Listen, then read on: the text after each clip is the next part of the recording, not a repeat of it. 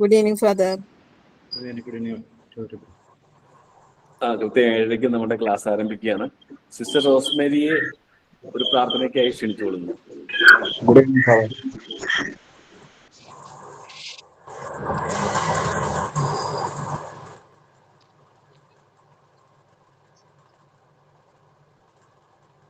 Sister Rosemary.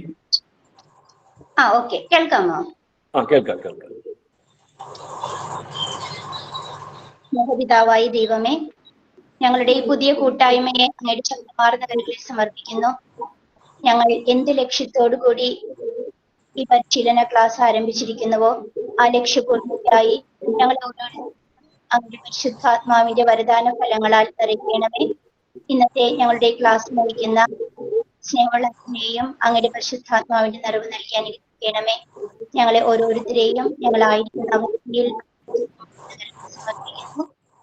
സ്നേഹമുള്ള ഈശോയെ, അങ്ങയുടെ പരിശുദ്ധാത്മാവിന്റെ കൃപ കൊണ്ട് ഞങ്ങൾ ഓരോരുത്തരും രൂപാന്തരപ്പെടുവാൻ അങ്ങയുടെ കൃപ നൽകി അനുഗ്രഹിക്കണമേ. നിത്യം പിതാവും പുത്രനും പരിശുദ്ധാത്മാവുമായ ത്രിത്വൈക ദൈവമേ, ആമേൻ. ഇന്നത്തെ ക്ലാസ് ആരംഭിക്കുന്നതിനായി ഫാദർ ഗ്രിഗറിയെ സ്നേഹപൂർവ്വം ക്ഷണിച്ചുകൊള്ളുന്നു. ഇത്രയും ബഹുമാനപ്പെട്ട പ്രിയപ്പെട്ട സഹോദരങ്ങളെ, കഴിഞ്ഞ ആഴ്ച നമ്മൾ പ്രധാനമായിട്ടും കാണാൻ വേണ്ടി പരിശ്രമിച്ചത് നേതൃത്വത്തിലേക്ക് വരുവാൻ വേണ്ടി വിളിക്കപ്പെട്ട നാം ഓരോരുത്തരും എങ്ങനെയാണ് പ്രസംഗത്തിലൂടെ നേതൃത്വത്തിലേക്ക് കടന്നു വരേണ്ടതെന്നുള്ളതിനെ കുറിച്ചാണ്. അപ്പൊ പ്രസംഗം എന്താണെന്ന് ഞാൻ അവിടെ വ്യക്തമായിട്ട് സൂചിപ്പിക്കുന്നതായി. അത് ആശയത്തിന്റെ സംവേദനമാണെന്നുള്ള രീതിയിൽ എങ്ങനെയാണ് ആ ആശയം സംവേദനം ചെയ്യുന്നതെന്ന്, ആശയം സംവേദനം ചെയ്യുമ്പോഴുണ്ടാകുന്ന പ്രത്യേകതകളും അതിന്റെ ഫലങ്ങൾ എന്താണെന്നതിനെ കുറിച്ചുള്ള കാര്യങ്ങളായിരുന്നു കഴിഞ്ഞ ക്ലാസ്സിൽ നമ്മൾ കണ്ടത്. അപ്പൊ ഈ ആഴ്ചയും അതിന്റെ ഒരു തുടർച്ചയായിട്ടുള്ള ഒന്നാമത്തെ മൊഡ്യൂൾ തന്നെയാണ് നമ്മൾ ആയിരിക്കുന്നത്. ഇന്ന് പ്രധാനമായിട്ടും 4 കാര്യങ്ങളാണ് പറയാൻ വേണ്ടി ഞാൻ ഉദ്ദേശിക്കുന്നത്. പ്രസംഗത്തിന്റെ 4 പ്രധാനപ്പെട്ട ഘടകങ്ങളെ പരിചയപ്പെടുത്തും. അതിലേക്ക് വരുന്നതിന് മുമ്പ് എനിക്ക് ആദ്യമായിട്ട് പ്രസംഗത്തെക്കുറിച്ച് പറയുമ്പോൾ പറയാനുള്ളത്, ബൈബിളില് പുറപ്പാട് പുസ്തകത്തില് 4-ാം അധ്യായം 11 മുതൽ 12 വരെയുള്ള വാക്യങ്ങളില് മനോഹരമായൊരു സംഭവമുണ്ട്. മോസസിനെ ദൈവം തിരഞ്ഞെടുക്കുമ്പോൾ മോസസ് പറയും, എനിക്ക് സംസാരിക്കാനുള്ള പാഠവുമില്ല, ഞാൻ വിക്കനാണ്. അങ്ങനെ പറയുമ്പോൾ ദൈവം വളരെ ശക്തമായ രീതിയിൽ പ്രസംഗം എവിടെ നിന്നാണ് വരുന്നത്, അതിന്റെ സ്രോതസ് എന്താണെന്നതിനെ കുറിച്ച് പറയുന്നുണ്ട്. ദൈവം മോസസിനോട് പറഞ്ഞത് ഇങ്ങനെയാണ്, സംസാരിക്കാനുള്ള ശക്തി തരുന്നത് ആരാണ്? സംസാരിക്കാനുള്ള ശക്തി തരുന്നത് ദൈവമാണ്, ഞാനാണ്. നീ ധൈര്യത്തോടു കൂടി പോവുക, എന്താണ് പറയേണ്ടതെന്ന് ഞാൻ നിന്നെ പഠിപ്പിക്കും, ആ സമയത്ത് ആവശ്യമായത് നിനക്ക് ഞാൻ പറഞ്ഞു തരും. ഇതാണ് നമ്മള് പുറപ്പാട് പുസ്തകത്തിൽ കാണുന്ന മനോഹരമായൊരു വാക്യം. അപ്പൊ ആദ്യമായിട്ട് എനിക്ക് പറയാനുള്ളത്, നമ്മൾ പ്രസംഗിക്കുമ്പോൾ നമ്മുടെ മനസ്സിൽ വരേണ്ടത് ഈ ഒരു പ്രത്യേകതയാണ്. എൻ്റെ പ്രസംഗത്തിലുടനീളം എനിക്ക് ശക്തി പകരുവാൻ എൻ്റെ ദൈവം എൻ്റെ കൂടെ ഉണ്ട് എന്നുള്ള ഒരു ദൃഢമായ വിശ്വാസം. ആ വിശ്വാസത്തിൽ ആശ്രയിച്ചു കൊണ്ടായിരിക്കണം നമ്മുടെ പ്രസംഗത്തിലേക്ക് പോകേണ്ടത്. അതാണ് പ്രഥമമായിട്ട് എനിക്ക് പറയാനുള്ളത്. രണ്ടാമത്, നമ്മൾ പ്രസംഗം പഠിക്കേണ്ടത് വാസ്തവത്തിൽ ബൈബിളിൽ തന്നെയാണ്. ബൈബിളില് ഏറെ പ്രശസ്തമായ 4 പ്രസംഗങ്ങളുണ്ട്. അതില് ഒന്നാമത്തെ പ്രസംഗമായിട്ട് പറയപ്പെടുന്നത് പുറപ്പാട് പുസ്തകത്തില് 19-ാം അധ്യായത്തിലുള്ളതാണ്. മോസസ് ദൈവത്തിന്റെ കൽപ്പനകൾ സ്വീകരിച്ചുകൊണ്ട് ജനങ്ങളെ അഭിമുഖീകരിച്ചുകൊണ്ട് ദൈവം പറയുന്നത് അനുസരിച്ച് പ്രസംഗിക്കുന്ന മനോഹരമായൊരു പ്രസംഗം. അപ്പൊ അവിടെ വിക്കനും മറ്റു പ്രശ്നങ്ങൾക്കും ഒരു പ്രതിസന്ധിയാകാതെ വളരെ ധൈര്യസമേതം ദൈവം പറയുന്നത് ജനങ്ങളെ നോക്കി അഭിമുഖീകരിച്ചുകൊണ്ട് പ്രസംഗിക്കുന്ന മോസസിനെ നമ്മൾ കാണുകയാണ്. അപ്പൊ അത് വളരെ പ്രശസ്തമായ ഒരു പ്രസംഗമാണ്, നമുക്ക് എപ്പോഴും അത് പാഠമാക്കാൻ പറ്റുന്നതാണ്. രണ്ടാമത്തെ ഒരു പ്രസംഗമായിട്ട് നമ്മൾ കാണുന്നത് യെശയ്യാ പ്രവാചകന്റെ പുസ്തകത്തില് 41-ാം അധ്യായമാണ്. യെശയ്യാ പ്രവാചകന്റെ പുസ്തകത്തിലും ഇതുപോലെ ബാബിലോണിൽ അടിമയായിരുന്ന, അടിമത്തത്തിൽ ജനങ്ങളെ പിടിച്ചു കൊണ്ടുപോകുന്ന ഒരു സമയത്ത് ദൈവം യെശയ്യാ പ്രവാചകൻ വഴി ജനങ്ങളോട് ഉദ്ബോധിപ്പിക്കുന്ന വളരെ മനോഹരമായ ഒരു പ്രസംഗമാണ്. അത് ആശ്വാസത്തിന്റെ വാക്കുകളാണ്, ജനങ്ങളെ സ്വാതന്ത്ര്യത്തിലേക്ക് നയിക്കുന്നതാണ്. ആ വചനഭാഗം നല്ലൊരു പ്രസംഗമാണ്. നമ്മൾ നിരന്തരം വായിച്ച് അത് ഹൃദിസ്ഥമാക്കണമെങ്കിൽ നമുക്ക് പ്രചോദനം ഉണ്ടാകും.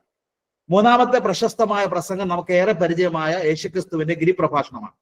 ലോകത്തിലെ എല്ലാ ക്രൈസ്തവരും വായിച്ചിട്ടുള്ളതും ക്രിസ്ത്യാനികൾ ആവേശത്തോടുകൂടി പഠിക്കുന്നതും ഒപ്പം അക്രൈസ്തവര് അതിനാൽ ആകർഷിക്കപ്പെട്ടതും മഹാത്മാഗാന്ധി വരെ ഏറെ ആശ്വാസതരമായിട്ട് കണ്ടതുമായ പ്രസംഗമാണ് ഗിരിപ്രഭാഷണം. നാലാമത് ഒരു പ്രസംഗം കൂടെ നിങ്ങളുടെ മനസ്സിലേക്ക് കൊണ്ടുവരാൻ വേണ്ടി ഞാൻ ആഗ്രഹിക്കുന്നത്, ഏതൻസിൽ വെച്ച് പൗലോസ് ലീഗ അരേപ്പാഗസ് എന്ന് പറയുന്ന സ്ഥലത്ത് വെച്ച് പ്രസംഗിക്കുന്നതാണ്. അവിടെ അജ്ഞാത ദേവൻ എന്ന് പറയുന്ന ദേവനെ യേശുവായി ചിത്രീകരിച്ചുകൊണ്ട് വളരെ വിദഗ്ധമായ രീതിയിൽ പൗലോസ് ലീഗ ഒരു പ്രസംഗം പറയുകയും അവിടെ ഉണ്ടായിരുന്ന അത്രയും ജനങ്ങളെ മാനസാന്തരപ്പെടുത്തുകയും ചെയ്യുകയാണ്. ഈ 4 പ്രസംഗങ്ങളാണ് ചരിത്രത്തില് ബൈബിളിലെ പ്രശസ്തമായ പ്രസംഗങ്ങളായിട്ട് അറിയപ്പെടുന്നത്. ഈ പ്രസംഗങ്ങള് നമ്മുടെ ജീവിതത്തിൽ ശക്തി പകരണം, പ്രസംഗം പറയാൻ വേണ്ടി നമുക്ക് പ്രചോദനമാകണം. അതിനുവേണ്ടിയാണ് ആമുഖത്തിൽ ഈ കാര്യം ഞാൻ സൂചിപ്പിച്ചത്. ഇനി നമുക്ക് പ്രസംഗത്തിന്റെ 4 പ്രധാനപ്പെട്ട ഘടകങ്ങളിലേക്ക് കടക്കാം. ഒന്നാമത്തെ പ്രസംഗത്തിന്റെ ഘടകം എന്ന് പറയുന്നത് വാക്കാണ്.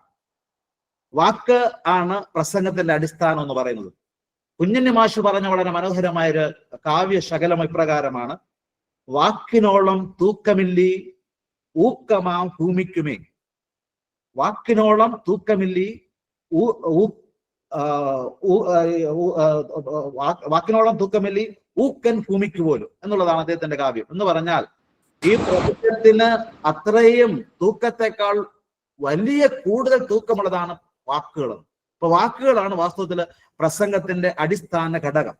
ഇപ്പൊ വാക്കുകൾ അടിസ്ഥാന ഘടകമായതുകൊണ്ടാണ് നമ്മൾ യോഹന്നാന്റെ സുവിശേഷത്തിൽ വായിക്കുന്നത്, ആദിയിൽ വാക്കുണ്ടായിരുന്നു, വചനമുണ്ടായിരുന്നു, ആ വാക്കിൽ നിന്നാണ് സർവവും ആരംഭിച്ചതെന്ന്.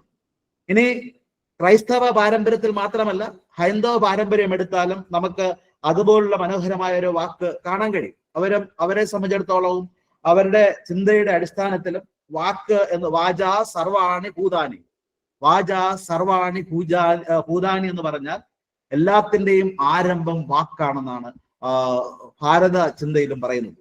അപ്പൊ അവർ ചിന്തിക്കുന്നതനുസരിച്ച് ആദ്യം ഉണ്ടായത് ശബ്ദമാണ്. നമ്മൾ വിശ്വസിക്കുന്നതും ആദ്യം വാക്കാണ്. അപ്പൊ ശബ്ദം തന്റെ വായുവിലൂടെ സഞ്ചരിക്കുന്നതിലൂടെ ഉണ്ടായ കർഷണത്തിന്റെ ഭാഗമായിട്ട് ജ്വാലയുണ്ടാകുന്നു, ജ്വാലയിൽ നിന്ന് ജലമുണ്ടാകുന്നു, ജലത്തിൽ നിന്ന് ഭൂമി ഉണ്ടാകുന്നു, ഭൂമിയിൽ നിന്ന് മനുഷ്യനുണ്ടാകുന്നു. ആ മനുഷ്യന്റെ വാക്ക് എന്നും നിലനിൽക്കുന്നു, വാക്ക് നിലനിൽക്കുന്നു. നമ്മള് ഈ വാക്കെന്ന് പറയുന്നത് ദൈവം തന്നെയാണ്. വാക്ക് ദൈവമാണ്. ദൈവമായ വാക്ക് എന്ന് പറയാൻ കാരണം, ദൈവം വാക്ക് ഈ ഭൂമിയിലേക്ക് കടന്നു വന്നപ്പോൾ വചനം വാക്യമായിട്ട് മാറി. വാക്യം എന്ന് പറയുന്നത് വാക്കുകൾ തമ്മിലുള്ള ചേർച്ചയാണ്. അപ്പൊ നമ്മുടെ സാധാരണ ഗ്രാമർ ഭാഷയിൽ പണ്ട് ഞാൻ പഠിച്ചതാണ്, പൂർണ്ണമായ അർത്ഥം തരുന്ന ഒരു കൂട്ടം വാക്കുകളെയാണ് വാക്യം എന്ന് പറയുന്നത്. അപ്പൊ വാക്യം എന്ന് പറയുന്നത് പൂർണ്ണമായ അർത്ഥം തരുന്ന ഒരു കൂട്ടം വാക്കുകളാണ്. അപ്പൊ നമ്മളെ സംബന്ധിച്ചിടത്തോളം ഈ വാക്കുകളെ അർത്ഥപൂർണമായിട്ട് ചേർത്ത് വയ്ക്കുന്നതാണ് പ്രസംഗം. വാക്കുകളെ മനോഹരമായ രീതിയിൽ അർത്ഥവത്തായിട്ട് ചേർത്ത് വയ്ക്കുന്ന ഒരു പ്രക്രിയയായിട്ട് പ്രസംഗം മാറണമെങ്കിൽ നമുക്ക് വാക്കുകളെ കുറിച്ചുള്ള ഒരു ഹൃദിസ്ഥത ഉണ്ടാകണം. ഇപ്പൊ ഭാരത ആചാരം അനുസരിച്ച് വാക്കെന്ന് പറയുന്നത് നമുക്കറിയാമല്ലോ. വാക്ക് ഭൂമിയാണ്, വാക്ക് അന്നമാണ്, വാക്ക് സ്വർണമാണ്. വാക്ക് ഭൂമിയാണെന്ന് പറയുന്നത് കൊണ്ടാണ് അവർ ഭൂമിയിൽ അക്ഷര എഴുതി തുടങ്ങുന്നത്. വാക്ക് അന്നമാണെന്ന് പറയുന്നത് കൊണ്ട് അത് അരിയിലേക്ക് അക്ഷരം കുറിക്കുന്നതിന് കാരണമായിട്ട് മാറുന്നു. വാക്ക് സ്വർണമായതുകൊണ്ട് നാവില് ഹരിശ്രീ കുറിക്കുന്നതിന് കാരണമായിട്ട് മാറുന്നു. ഇങ്ങനെ വാക്ക് ജീവിതത്തിന്റെ എല്ലാ മേഖലകളെയും സ്വാധീനിക്കുന്ന ശക്തമായ ഒരു ആയുധമായിട്ട് നിലകൊള്ളുകയാണ്. പഴയ നിയമത്തില് ഉടനീളം പ്രവാചകന്മാര് സംസാരിച്ചത് ഈ വലിയൊരു ആയുധം ഉപയോഗിച്ചുകൊണ്ടാണ്, വാക്കാകുന്ന ആയുധം. അപ്പൊ വാക്കാകുന്ന ആയുധമാണ് പ്രസംഗത്തിന്റെ ഒന്നാമത്തെ ഘടകമായിട്ട് നമ്മൾ കാണേണ്ടത്. ഈ വാക്ക് എന്ന് പറയുന്നത് ഈശ്വരനാണ്. അപ്പൊ നമ്മൾ വാക്കിലൂടെ പറയുന്നത് ദൈവത്തെയാണ്. ദൈവത്തെക്കുറിച്ചുള്ള പ്രഘോഷണമാണ് വാക്കിലൂടെ നടക്കുന്നത്. ഈ ഒരു ബോധ്യത്തോടു കൂടി ആയിരിക്കണം നമ്മളെല്ലാ പ്രസംഗത്തിലേക്കും നടന്നെടുക്കേണ്ടത് എന്നുള്ളതാണ്. വാക്കുകള് പ്രകാശമായി മാറുന്നതും വാക്കുകള് പ്രാണനായിട്ട് മാറുന്നതും പ്രസംഗത്തിലൂടെയാണ്. ഈ വളരെ പ്രശസ്തനായ ചിന്തകനായ എഴുത്തുകാരനായ ഖലീൽ ജിബ്രാൻ പറഞ്ഞിരിക്കുന്നത്, അക്ഷരങ്ങളോടുകൂടി ചേരുമ്പോൾ നക്ഷത്രമായി മാറുമെന്നാണ്. നക്ഷത്രങ്ങൾ തെളിഞ്ഞു നിൽക്കുന്നത് പോലെ നമ്മുടെ വാക്യങ്ങളിലൂടെ വാക്കുകൾ തെളിയുന്നു. വാക്കുകൾ തെളിയുമ്പോഴാണ് നമ്മെ സംബന്ധിച്ചിടത്തോളം നമ്മുടെ ആശയത്തെ മറ്റുള്ളവരിലേക്ക് സംവേദനം ചെയ്യാൻ വേണ്ടി കഴിയുന്നത്. യാക്കോബിന്റെ ലേഖനത്തിലും പറയുന്നത് വാക്ക് അനുഗ്രഹമാകാം, അത് ശാപമാകാം. നാവിൽ നിന്ന് വരുന്ന വാക്ക് ഏറെ പ്രധാനപ്പെട്ടതാണ് എന്ന്. ഇങ്ങനെ നോക്കുന്ന സമയത്ത് ഒരു വാക്ക് വളരെ പ്രധാനപ്പെട്ടതാണെന്ന് എല്ലാ ചിന്തകരും എല്ലാവരും നമ്മെ ഓർമ്മപ്പെടുത്തുന്നു. അപ്പൊ ആദ്യമായിട്ട് നമ്മൾ മനസ്സിലാക്കേണ്ടത് നമ്മെ സംബന്ധിച്ചിടത്തോളം പ്രസംഗത്തിന് അനിവാര്യമായിട്ട് വേണ്ടത് വാക്കുകളാണ്. ഇനി ഭാഷയിലേക്ക് കടന്നു വരുമ്പോൾ നമ്മുടെ മലയാള ഭാഷയില് വാക്കുകൾ ഏകദേശം 3 ലക്ഷത്തോളം വാക്കുകളുണ്ടെന്ന് പറയുന്നു. ഇംഗ്ലീഷ് ഭാഷയിൽ അത് 10 ലക്ഷത്തോളം വാക്കുകളുണ്ടെന്ന് പറയുന്നു. അപ്പൊ നമുക്ക് അക്ഷരമാലകൾ എടുക്കുമ്പോൾ സ്വര അക്ഷരങ്ങളായിട്ടും വ്യഞ്ജന അക്ഷരങ്ങളായിട്ടും 52 മുതൽ 56 വരെ അക്ഷരങ്ങളുണ്ടെന്ന് പറയുന്നു. അതുകൂടാതെ നമ്മുടെ ഒരു പ്രത്യേകത എന്ന് പറയുന്നത് ചില്ലക്ഷരങ്ങളും കൂട്ടക്ഷരങ്ങളും കൂടെ ചേരുന്നതാണ്. അത് മറ്റു ഭാഷകളില്ലാത്തതാണ് കൂട്ടക്ഷരങ്ങൾ. അപ്പം മലയാള ഭാഷയുടെ ഒരു പ്രത്യേകത എന്ന് പറയുന്നത് എഴുതുന്നത് പോലെ വായിക്കുന്നതാണ്. ഇംഗ്ലീഷിൽ അങ്ങനെയല്ല. ഇംഗ്ലീഷ് നമ്മൾ American English, Indian English, Australian English, England English, ഇങ്ങനെ വ്യത്യസ്തമായ ആക്സെന്റുകളെ കുറിച്ച് പറയാറുണ്ട്. പക്ഷേ മലയാളത്തിൽ നമ്മൾ എല്ലാ വാക്കുകളും അളന്നു തൂക്കി പ്രയോഗിക്കും. ഓരോ വാക്കിനും അതിൻ്റെതായ അർത്ഥമുണ്ട്, ഉച്ചാരണ ശുദ്ധിയുണ്ട്. അത് അതുപോലെ വായിക്കുന്നത് പോലെ അവതരിപ്പിക്കണം. അതാണ് വളരെ പ്രധാനപ്പെട്ടത്. അപ്പൊ ആദ്യം വാക്കുകൾ പറയുമ്പോൾ നമ്മൾ ശ്രദ്ധയോടുകൂടി അതിന്റെ ഓരോ വാക്കിനും സ്ട്രെസ് കൊടുത്തുകൊണ്ട് പറയണം. മറ്റതിന് അങ്ങനെയല്ല. ഇംഗ്ലീഷ് നമ്മൾ ഫോണറ്റിക്സ് നമ്മൾ പഠിപ്പിക്കും. ഏതിനാണ് നമ്മൾ കൂടുതൽ സ്ട്രെസ് കൊടുക്കേണ്ടതിനെ കുറിച്ച് പഠിപ്പിക്കും. മലയാളത്തിൽ അങ്ങനെയല്ല. മലയാളത്തിൽ എല്ലാം ഒരുപോലെ നമ്മൾ ഒരേ രീതിയിൽ ഉറക്കെ പറയുമ്പോഴാണ് മലയാള ഭാഷ സ്വീകാര്യമായിട്ടും മനസ്സിലാകുന്ന രീതിയിലുമായിട്ട് മാറുന്നു. അപ്പൊ നമ്മൾ ഓരോരുത്തരും ശ്രദ്ധിക്കേണ്ട ഒരു പ്രധാനപ്പെട്ട കാര്യം എന്ന് പറയുന്നത്, ഒന്നാമത്തെ ഘടകമായിട്ട് കാണേണ്ടത് വാക്കാണ്. ഈ വാക്കാണ് നമ്മുടെ പ്രസംഗത്തിന്റെ പ്രധാനപ്പെട്ട ഘടകം. രണ്ടാമത്തേത് ഭാഷ. ഈ വാക്ക് ഭാഷയുടെ ഉൽപ്പന്നമാണ്. ഭാഷയിലൂടെയാണ് വാക്ക് സ്വാഭാവികമായിട്ടും നമ്മുടെ മുമ്പിൽ അവതരിപ്പിക്കപ്പെടുന്നത്. അപ്പൊ ഈ ഭാഷ എന്ന് പറയുന്നതിലൂടെയാണ് ഈ ഭാഷയ്ക്ക് ഒരു പ്രത്യേകതയുള്ളത്. ഭാഷയ്ക്ക് ഗ്രാമർ എന്ന് പറയുന്ന സാധനമാണ്. അതിനെ ചേർക്കേണ്ട രീതിയുണ്ട്. അതുകൊണ്ടാണ് നമ്മൾ അതിനെ കർത്താവ്, ക്രിയ, കർമ്മം എന്നൊക്കെ പറഞ്ഞ് വിവിധ ചേരുവകൾ ചേർത്ത് വയ്ക്കുന്നത്. അപ്പൊ അത് നമ്മളൊക്കെ സ്കൂളുകളിൽ പഠിച്ചിട്ടുള്ളതാണ്. എന്നിരുന്നാലും ഒരു സാധാരണ മനസ്സിലാകാൻ പറ്റുന്ന ഒരു ഗ്രാമർ ശൈലി നമുക്കുണ്ടായിരിക്കണം. അപ്പൊ അതുകൊണ്ട് നമ്മൾ സാധാരണ രീതിയിൽ വരുത്താൻ ഇടയുള്ള തെറ്റുകളൊക്കെ ഒന്ന് മനസ്സിലാക്കിയിട്ട് അതിന്റെ ഗ്രാമർ അല്പം കൂടെ ഒന്ന് ശ്രദ്ധിക്കാൻ വേണ്ടി പ്രസംഗകല അഭ്യസിക്കുന്ന നമ്മൾ ശ്രമിക്കണം. അപ്പൊ അതുകൊണ്ട് ഭാഷയിൽ ഒഴിച്ചുകൂടാൻ പാടില്ലാത്തത് ഭാഷയിലെ ഘടനയാണ്. അപ്പൊ അതിന് ഒരാശയമുണ്ട്. ആശയത്തെ ഞാൻ വാക്യഘടനയിലൂടെ അവതരിപ്പിക്കുകയാണ്. വാക്യഘടനയിലൂടെ അവതരിപ്പിക്കുമ്പോൾ ആ ഘടന വ്യക്തമായിട്ട് എന്റെ മനസ്സിലുണ്ടാകണം, വ്യക്തമായിട്ട് എനിക്ക് അവതരിപ്പിക്കാൻ കഴിയണം. അല്ലെങ്കിൽ ഞാൻ അവിടെ പ്രസംഗകനായിട്ട് മാറുകയില്ല, തെറ്റ് പറയുന്നവനായിട്ട് മാറും. അപ്പൊ നമ്മൾ പറയുന്ന വാക്യങ്ങൾ ശ്രദ്ധിക്കപ്പെടണമെങ്കിൽ ആ വാക്യഘടന ശുദ്ധമായിരിക്കണം, കുറവില്ലാത്ത തെറ്റില്ലാത്തതായിരിക്കണം. അപ്പൊ അത് ഭാഷയുമായിട്ട് ബന്ധപ്പെട്ടതാണ്. അപ്പൊ നമ്മുടെ പ്രസംഗത്തിന്റെ രണ്ടാമത്തെ ഘടകമായിട്ട് നമ്മൾ മനസ്സിലാക്കേണ്ടത് വാക്കിനോടൊപ്പം ഭാഷയും പ്രധാനപ്പെട്ടതാണ്. ഭാഷയില് ഗ്രാമർ വളരെ പ്രധാനപ്പെട്ടതാണ്. അതുകൊണ്ട് നിങ്ങൾ ഗ്രാമർ പഠിക്കാൻ പോകണമെന്നല്ല ഞാൻ പറയുന്നത്. സാധാരണ ഉപയോഗിക്കുന്ന ഭാഷയില് അതിന് അല്പം കൂടെ വ്യക്തത വരുവാൻ ഉതകുന്ന രീതിയിൽ ഭാവിയെക്കുറിച്ചും വർത്തമാനത്തെക്കുറിച്ചും ഭൂതത്തെക്കുറിച്ചും അതോടൊപ്പം തന്നെ പ്രത്യയങ്ങളെക്കുറിച്ചും ഒക്കെയുള്ള ഒരു ചിന്ത ഉണ്ടായിരിക്കണം. ആ പ്രത്യയങ്ങളെക്കുറിച്ചുള്ള ചിന്തയോടുകൂടി അപ്പം ഞാൻ ഉപയോഗിക്കുന്ന ഇന്റെ, ഉടെ, ഉള്ള മുതലായ പ്രത്യയങ്ങളൊക്കെ നമ്മൾ സാധാരണ വിഭക്തി പ്രത്യയങ്ങൾ എന്നാണ് പറയുന്നത്. ഈ പ്രത്യയങ്ങളൊക്കെ ശരിയായ രീതിയിൽ ക്രമപ്പെടുത്തി പറയാൻ വേണ്ടിയുള്ള ഒരു ആഗ്രഹം നമുക്കുണ്ടാകണം. ആഗ്രഹം ഉണ്ടെങ്കിൽ നമ്മൾ കറക്റ്റ് ചെയ്യപ്പെടും. നമ്മൾ വിചാരിക്കേണ്ടത് എനിക്ക് എപ്പോഴും തെറ്റുപറ്റാം. ആ തെറ്റുപറ്റാമെന്നുള്ളത് കൊണ്ട് ഞാൻ എപ്പോഴും കറക്റ്റ് ചെയ്യുവാൻ തയ്യാറായിരിക്കണം. ഈ ഒരു സന്നദ്ധത പ്രസംഗകന് ആവശ്യമാണ്. അപ്പൊ നമ്മൾ ഓരോ ദിവസവും നമ്മളെ തന്നെ കറക്റ്റ് ചെയ്ത് മുന്നോട്ട് പോകത്തക്ക രീതിയിൽ നമ്മുടെ ഭാഷയെക്കുറിച്ച് ശ്രദ്ധിക്കണം. മൂന്നാമത് ഭാഷ ശൈലിയാണ്. ഭാഷ പ്രയോഗിക്കുന്ന രീതിയാണ് ശൈലി എന്ന് പറയുന്നത്. അപ്പൊ ഈ ശൈലിയെക്കുറിച്ച് പറയുമ്പോൾ നമ്മൾ പ്രധാനമായിട്ട് മനസ്സിലാക്കേണ്ടത്, നമ്മുടെ മലയാള ഭാഷയിൽ ഒരുപാട് അന്യപദങ്ങൾ വന്നിട്ടുണ്ട്. ഉദാഹരണമായിട്ട് അറബിയിൽ നിന്ന് വന്ന വാക്കുകളുണ്ട്, ഇംഗ്ലീഷിൽ നിന്ന് വന്ന വാക്കുകളുണ്ട്, പോർച്ചുഗീസ് ഭാഷയിൽ നിന്ന് വന്ന വാക്കുകളുണ്ട്. പല ഭാഷയിൽ നിന്ന് വന്ന വാക്കുകൾ നമ്മുടെ ഭാഷയിൽ, തമിഴിനേക്കാൾ ഉപരിയായിട്ട് നമ്മുടെ ഭാഷയിലുണ്ട്. മലയാള ഭാഷയുടെ ഒരു കുഴപ്പമെന്നോ പ്രത്യേകത എന്ന് പറയാൻ പറ്റുന്നത് മറ്റ് ഭാഷകളെ നമ്മൾ സ്വീകരിക്കുക വഴി നമ്മൾ തന്നെ നമ്മുടെ ഭാഷ രൂപപ്പെടുത്തിയെടുത്തതാണ്. അതുകൊണ്ട് തന്നെ നമ്മൾ ഉപയോഗിക്കുന്ന ഭാഷയില് ശൈലി നമ്മൾ ശ്രദ്ധിക്കണം. ഉദാഹരണമായിട്ട് ഞാൻ ഉപയോഗിക്കുന്ന ഒരു ഭാഷ തിരുവനന്തപുരത്തുകാർക്ക് ഉപയോഗിക്കുന്ന ഭാഷയിൽ നിന്ന് വ്യത്യസ്തമാകാം. ഒരു പ്രാദേശികമായ വിഭിന്നതകളുണ്ട്. അത് നമ്മൾ തിരിച്ചറിയണം. അപ്പൊ എന്റെ പ്രദേശത്ത് ഉപയോഗിക്കുന്ന ഭാഷ ഒരു പക്ഷേ ശുദ്ധമായ ഒരു ഭാഷയാകണമെന്ന് നിർബന്ധമില്ല, വേറെ സ്ഥലത്ത് ഉപയോഗിക്കുന്നു. ഉദാഹരണമായിട്ട് നമുക്ക് അറിയാവുന്ന ഒരു വാക്കാണ് ബാസ്ക്കറ്റ്. ബാസ്ക്കറ്റിന് കുട്ട എന്നും കൊട്ട എന്നും അർത്ഥം നമ്മൾ പറയും. തിരുവനന്തപുരത്തെ ആരെ സംബന്ധിച്ചിടത്തോളം കൊട്ട എന്ന് കേട്ട് കഴിഞ്ഞാൽ അത് വളരെ മോശമായൊരു പദമാണ്. അസമയം കുട്ട എന്ന് പറഞ്ഞില്ലെങ്കിൽ അവർക്ക് അത് സ്വീകാര്യമായിട്ട് മാറുകയുമില്ല. അപ്പൊ അങ്ങനെ വാക്കുകളിൽ, ഭാഷാ ശൈലികളിൽ പ്രാദേശികമായ വ്യത്യാസങ്ങളുണ്ട്. അതുകൊണ്ട് നമ്മൾ അവലംബിക്കേണ്ടത് സ്റ്റാൻഡേർഡ് ഭാഷ എന്നറിയപ്പെടുന്ന എഴുത്ത് ഭാഷയായിരിക്കണം. ഓരോ പ്രദേശത്തുകാരും അവരുടെ ഭാഷയാണ് നല്ലതെന്നും അവകാശപ്പെടാറുണ്ട്. പക്ഷെ ഞാൻ പറയുന്നത് എഴുത്ത് ഭാഷ, അച്ചടി ഭാഷയാണ് നല്ല സ്റ്റാൻഡേർഡ് ഭാഷയായിട്ട് നമ്മൾ കരുതേണ്ടത്. അച്ചടി ഭാഷ നമ്മൾ പ്രസംഗത്തിൽ ഉപയോഗിക്കുകയാണെങ്കിൽ തിരുവനന്തപുരത്തുകാർക്കും കോട്ടയത്തുകാർക്കും മലബാറുകാർക്കും ഒക്കെ ഒരുപോലെ മനസ്സിലാകുന്നതിന് സഹായിക്കും. അപ്പൊ അതുകൊണ്ട് ഭാഷാ ശൈലി നമ്മൾ ശ്രദ്ധിക്കണം. ഭാഷാ ശൈലിയിൽ ശ്രദ്ധിക്കേണ്ട രണ്ടാമത്തെ ഘടകം എന്ന് പറയുന്നത് ഇന്നത്തെ ഒരു കാലഘട്ടത്തിൽ ഒത്തിരിയധികം സാങ്കേതികമായ ഭാഷാ പദങ്ങൾ കടന്നു വന്നിട്ടുണ്ട്. ഉദാഹരണമായിട്ട് ഇംഗ്ലീഷ് AI ഉണ്ടാകുന്ന ഒത്തിരിയധികം പദങ്ങൾ, ആ പദങ്ങളൊക്കെ നമ്മൾ ഉപയോഗിക്കുന്നതിൽ തെറ്റില്ല. പക്ഷെ അത് ശരിയായ രീതിയിൽ അർത്ഥം മനസ്സിലാക്കി ഉപയോഗിക്കുവാൻ വേണ്ടി നമ്മൾ പഠിക്കണം. അതിന് തത്തുല്യമായ മലയാളം ഇല്ലതാണ്. ഉദാഹരണമായിട്ട് ഓക്സിജൻ എന്ന് പറയുകയാണ്. ഓക്സിജൻ എന്ന് പറഞ്ഞാൽ പ്രാണവായുവാണ്. അപ്പൊ എനിക്ക് ഓക്സിജൻ കിട്ടുന്നില്ല എന്ന് പറഞ്ഞാൽ പ്രാണവായു കൊടുക്കുക എന്നല്ല, നമ്മൾ ഓക്സിജൻ കൊടുക്കേണ്ട ഒരു സാഹചര്യത്തെ കുറിച്ച് മനസ്സിലാക്കണം. അപ്പൊ അവിടെയൊക്കെ നമ്മൾ ഒരുപക്ഷെ അന്യ ഭാഷകൾ ഉപയോഗിക്കുമ്പോഴോ സാങ്കേതിക ഭാഷ അർത്ഥം മനസ്സിലാക്കി ഉപയോഗിക്കുവാനും നമ്മൾ അറിഞ്ഞിരിക്കണം.